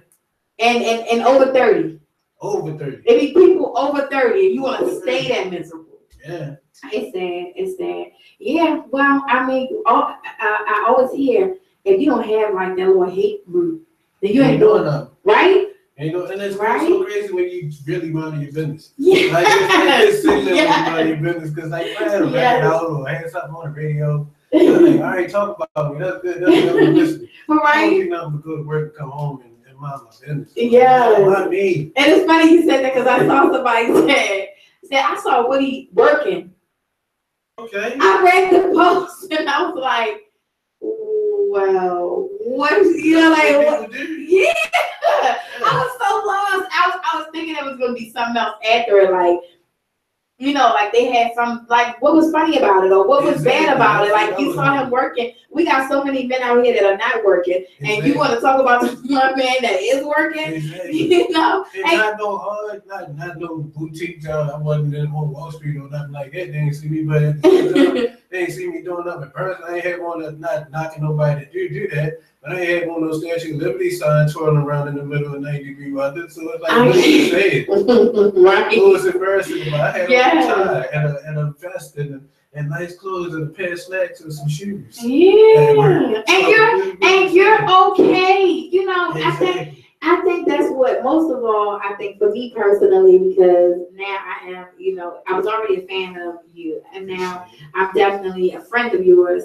And, I want to, what I want to say bothered me the most is the fact that instead of people taking the time to just, not say instead, because I saw a lot of people say amazing things about you. But those few, that handful of people that had negative things to say, that tried to start these blogs and posts and things, to try to pick something up. And I'm talking about recent things that I've seen. It's just like, well, why? Why? He's okay. So I wanted him to come on the Beyonka's Playhouse talk show to show me nothing. Yeah. None of y'all. For nothing. Why y'all even thinking about me? Exactly. Look what you doing. He's happy. Yeah. He's handsome. I thank you. His voice still amazing. I thank you. Thank the Most High. Yes, absolutely. So, he's okay. Anybody who feels like, let me make a nice little post about Woody, or let me say something negative about Mr. Green. I mean, it's nothing you can say. Once you press play on Beyonka's Playhouse, how could they possibly think for a second that they're affecting you? And you're not affected by it. You're not affected by it. If anything, I feel sorry for them and I pray for them, because like some of them, you see, I'm gonna show you something when we get up here. I ain't gonna show you on here, but and you'll understand all of it. Yeah. It's all for a reason.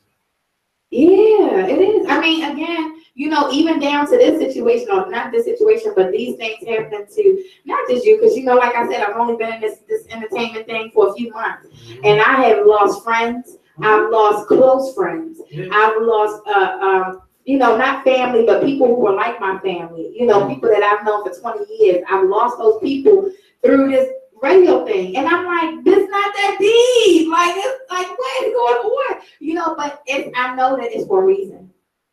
I know that, not like I said in the beginning, like nothing happens just because. It's happening for a reason. So those things that happen, those blogs and all those things that people are saying, it's for a reason. I would say all they try to live God, all they will live godly will be persecuted.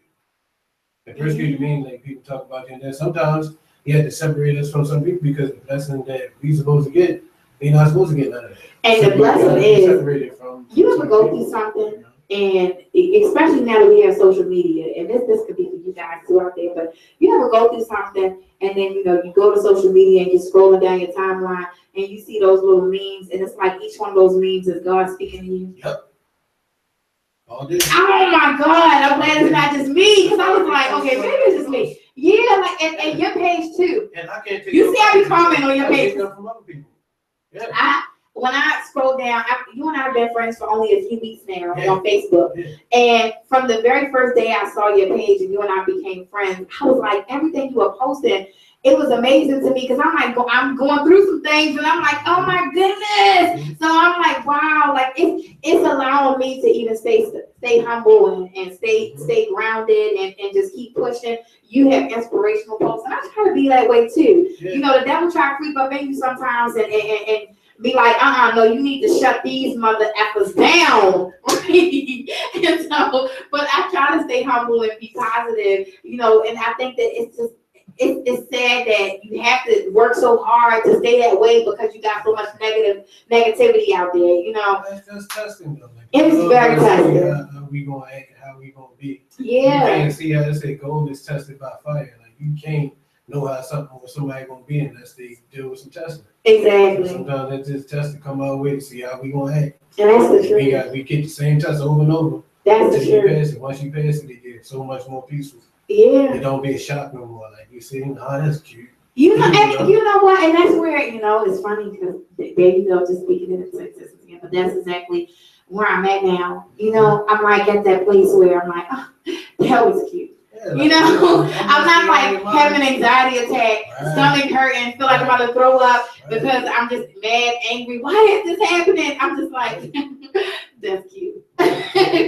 So you're so right. You're so right. See, so you couldn't have gone through it and been able to give me advice if you didn't go through it. You know what I'm saying? You couldn't give me advice if you didn't go through it. So God allowed you to go through it so you can give me a little bit of advice to encourage me. And now I'm going through it and I'm going to pass that right on.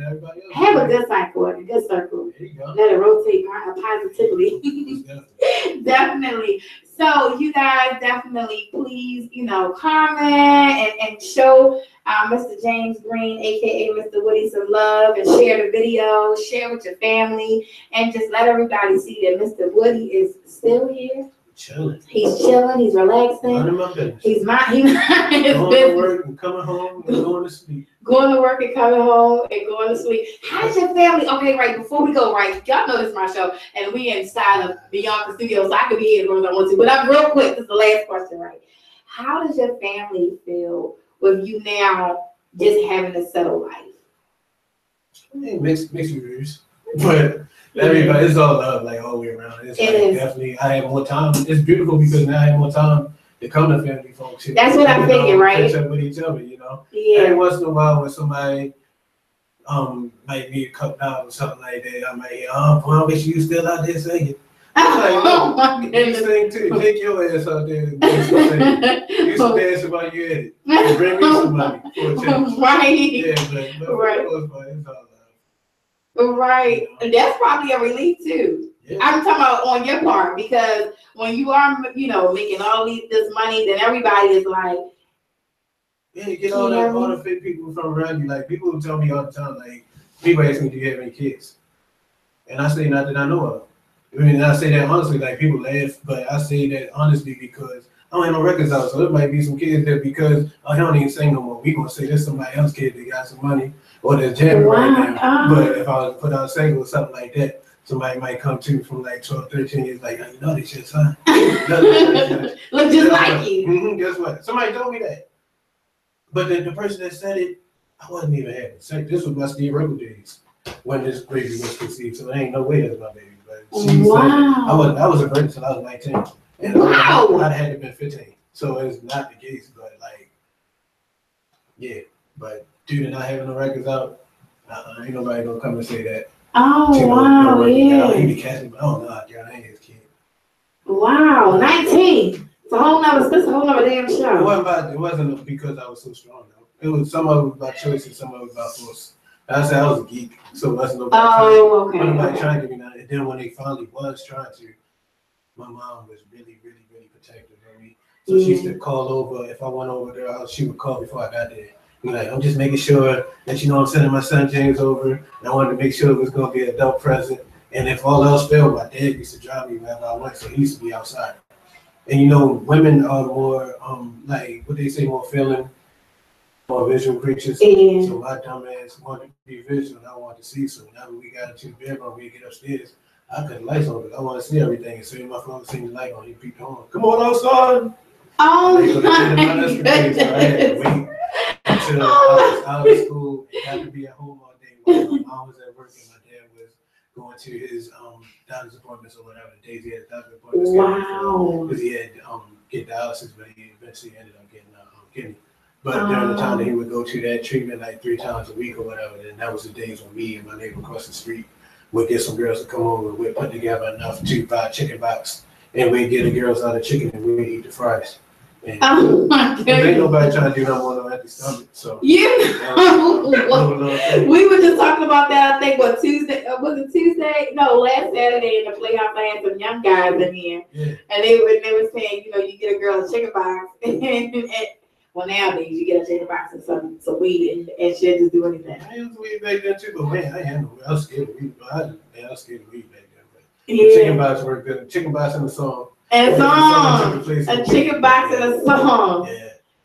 I mean, the song alone, like, stinks somebody's panties off. That saying is real. But still, they might be hungry. They might be feel like they're active. They're not gonna be that active because they're hungry. I'm just gonna lay here because I ain't got no energy. I need a little sustenance. Oh my goodness. Make me feel a little bit more friskier.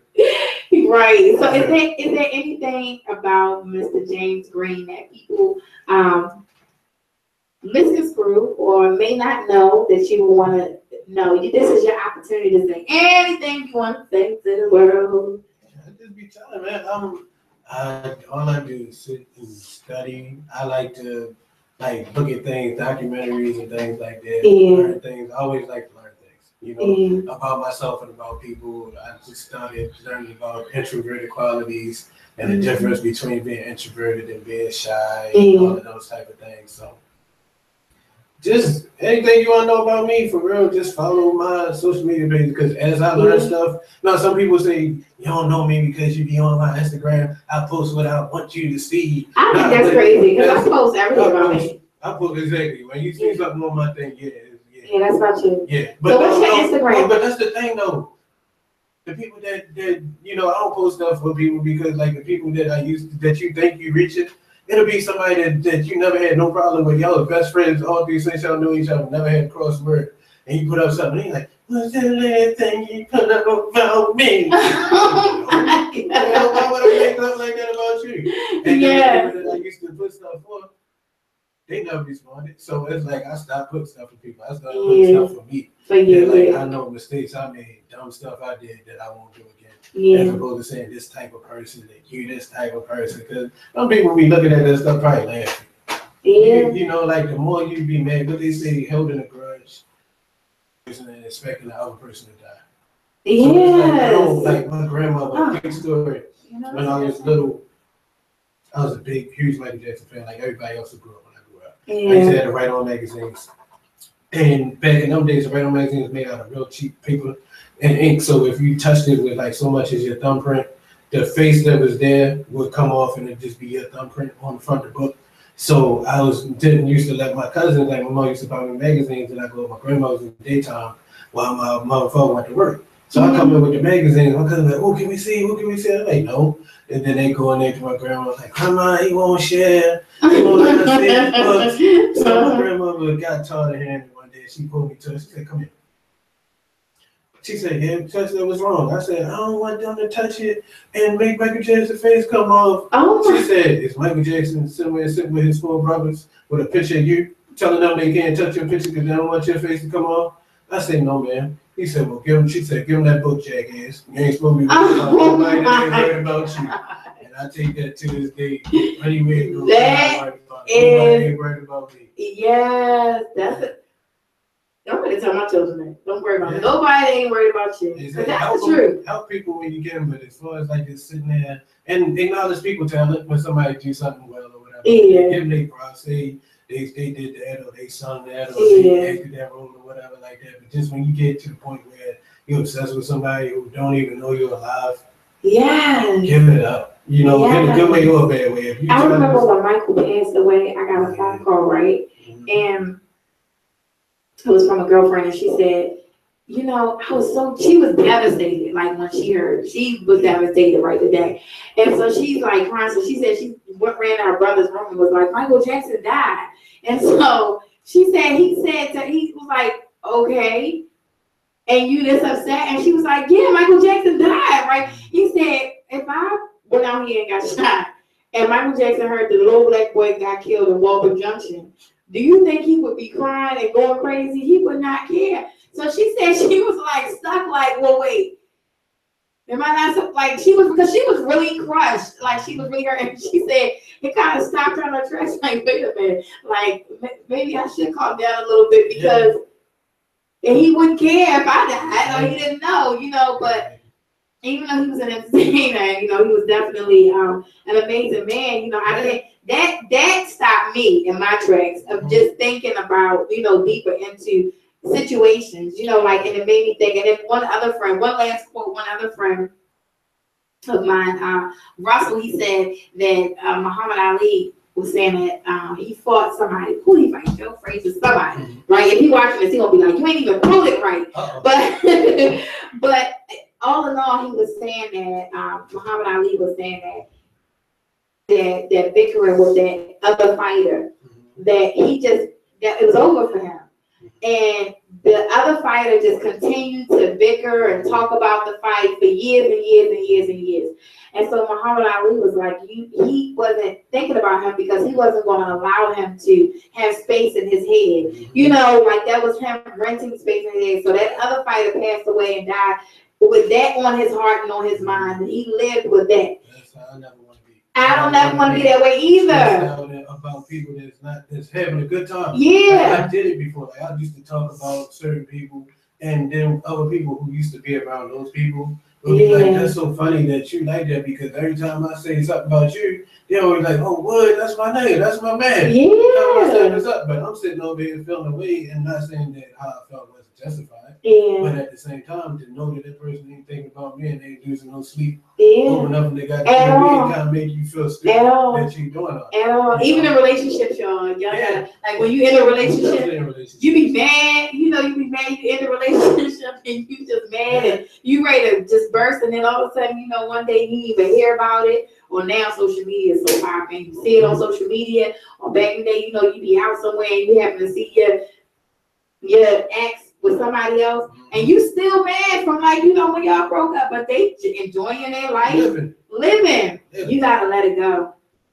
Let it go. Stop being so mad. Just go ahead and move on and find some happiness for yourself. Exactly. Yeah. And everything fall in place, like things happen with you not thinking about it. Yeah. But when you do just put it in the Lord's hands and give it up, like It really does. Wondering when somebody gonna get they just desserts or whatever stuff they do to them. A lot of times it's happened, from my experience, it happened like when I wasn't even thinking about it no more. Yeah. As long as I'm looking at the person and feeling the kind of way, like, look at this nigga, he living it up. They give me my money back, he owe me or whatever. Like, they living, you stressing, ain't doing what you need to be doing. They living and loving it. They not thinking about you. Like, what's the point? And not only that, I think, you know, people so vengeful, but God says vengeance is mine. It is. And, you know, you never know what it is that he's doing to somebody else. Exactly. Just because somebody is smiling and they look, especially social media, y'all. Social media, let me tell you something. Just because somebody is smiling and make everything look like everything is glittering over there and they got gold over there and it's just all peaches and cream, let me tell you something. I do not believe that God allows anybody to do anything wrong to somebody and then just be okay. Right. And even if it take a long time, sometimes it don't happen right away. Sometimes it did. Like I had an experience, something happened to me, I'm not gonna go in a great deal of detail about it because it's cool now, you know. Yeah. But it was like something that happened to me in elementary school.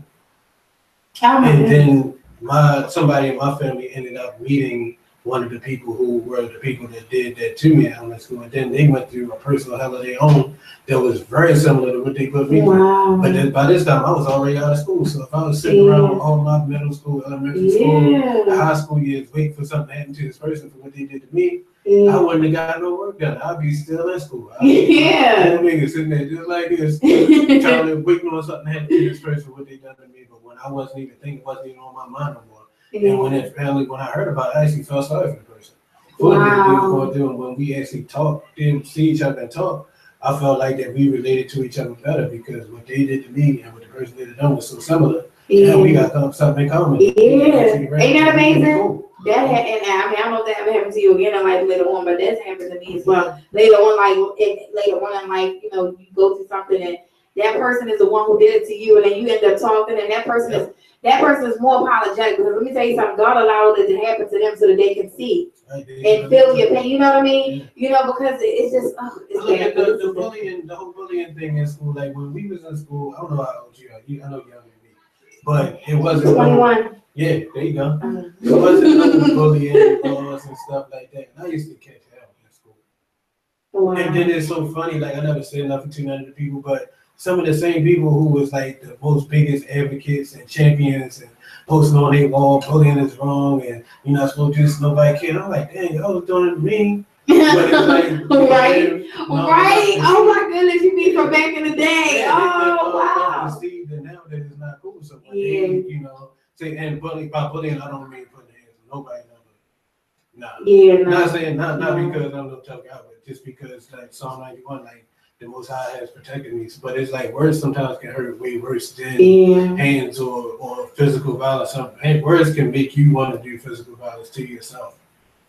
It does. Talk to you and stuff like that. So it's always like in the way of ridiculing and jokes and harsh jokes and stuff like that to the point where my mom was a teacher. I used to want her to homeschool me. I used to be upset with her because she wouldn't quit her job and homeschool me, but she explained to me that, you know, we live in a two-income house. Blessed to have both mother and father in the house, but she's like, if I don't work, it's gonna be all on your father, you know, and then like that's a good one. Be rough, so she stuck to her job. Like, and in my mind, I just want her to homeschool me because I just got tired. Did not want to go to school. I got a daughter like that now. So bad. She's 12. Okay. And she's like, I just want to be homeschooled. She went through the bullying and she's been through a lot of things, but I'm just like, I wanted her to just have the experience of being able to be in school. That experience ain't for everybody. Ain't very right. No, man, it's like, honestly, it was, I was very deeply scarred after I came from school. And it's like now everything's full circle. Like I'm able to go to events and stuff like that. Like every year, my school graduating class is all tight. So we do things together and I'm actually able to show up. And some of the same people that used to have like the biggest jokes with me, like they, the people that I'm the coolest with now. Wow. We all hang out, we have a little drink and joke and trip together and stuff like that. But at that time, like it's just your horizons broadened and stuff you thought was the end of the world. When you was in high school, you realize it wasn't the end of the world. And if anything, like I had some of them even come to me and apologize.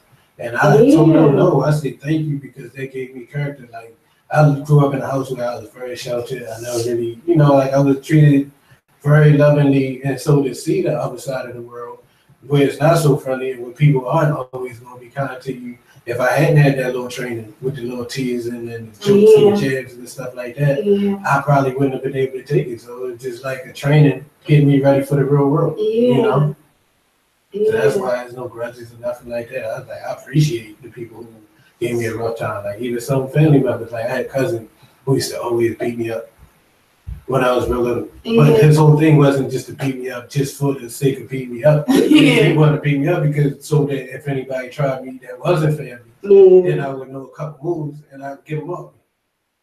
So see, that was a motivator. Yeah, so he just kept fighting me until I fought him back. Like every time, like wrestling would come on here and learn some moves to try on me, and when Rocky was big, then he'd come on like, all right, you Paulo and I'm Rocky, or I'm Paulo and you Rocky. What you gonna do? And I'm doing, he was doing the stuff until I fought him back. And once I fought him back, he's like, all right, I think you're ready. I'll leave you alone now. He ain't say that, but he ain't do it no more. But he ain't messing with you. Yeah, like we the one time we fought, like all the rest of the times that we used to throw hands. Like he had busted my lip, from my bottom lipstick out. So he hit my bottom lip to bust it, and I get his nose with it. And I do nothing, but then one time he got my lip and I got his nose. My God. We ready now. Oh my goodness. But it wasn't nothing like that. Like it was just always fun at it. I think he just wanted to get me ready for the real world. Definitely. Definitely. Even with jokes and stuff like that, like if you never heard nobody crack on you, the first time you come in, somebody hit you with something out of nowhere. Like so it's gonna hurt a lot worse. Say I never went through that in school and then people start posting the crack online. That is true. Everything wow. you go through to get you ready for something else. Yes, that is so true. That just came full circle. Exactly. Because really, it really did. Now I understand. Yeah. But I mean, that still take a lot of strength.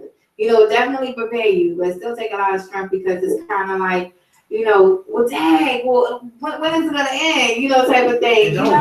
It don't, right? Somebody said that to me the other day because I had that question, like, when is it gonna end? Like, when are people gonna stop? Yeah.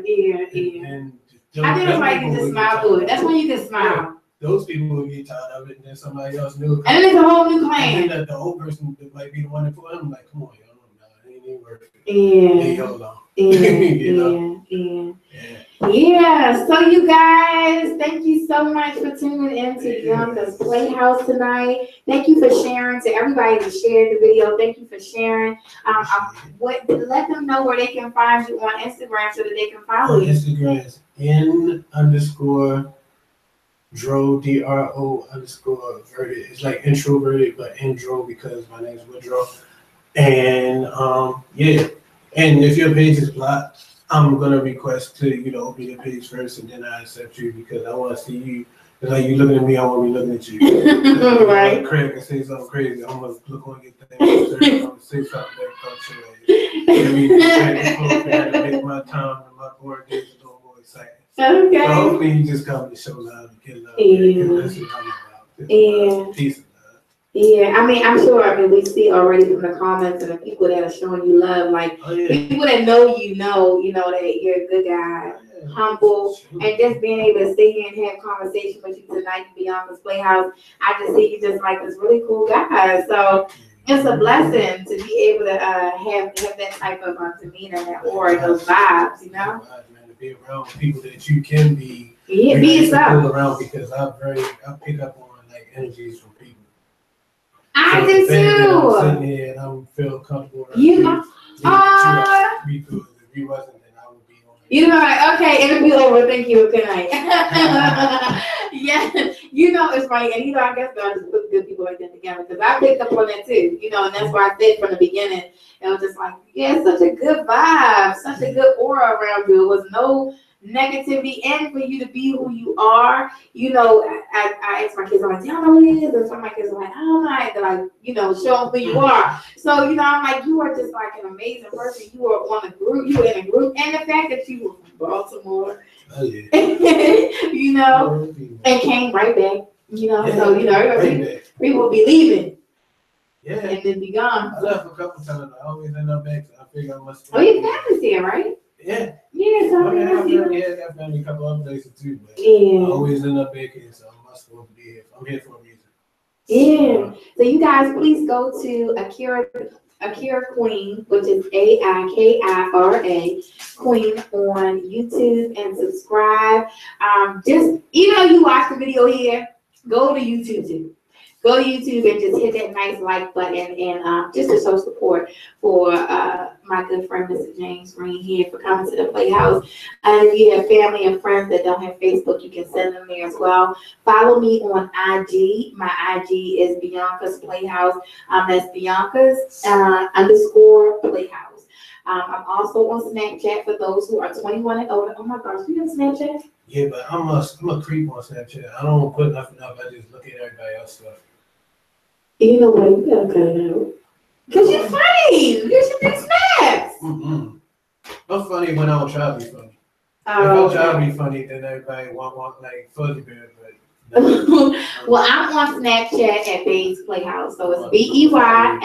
Yeah, my Snapchat gonna be good, but it's BEYS _ Playhouse. You guys follow me on that. Thank you for watching tonight. Thank you for being able to join this live. Please share the video. Share. Sharing is caring. And we will be back on Tuesday with Temptation Tuesdays in the Playhouse. So yeah, we're gonna have some good fun on Tuesday. So we'll see you soon. Thank you guys for watching and tuning into Beyonka's Playhouse Talk Show. Good night. Good night.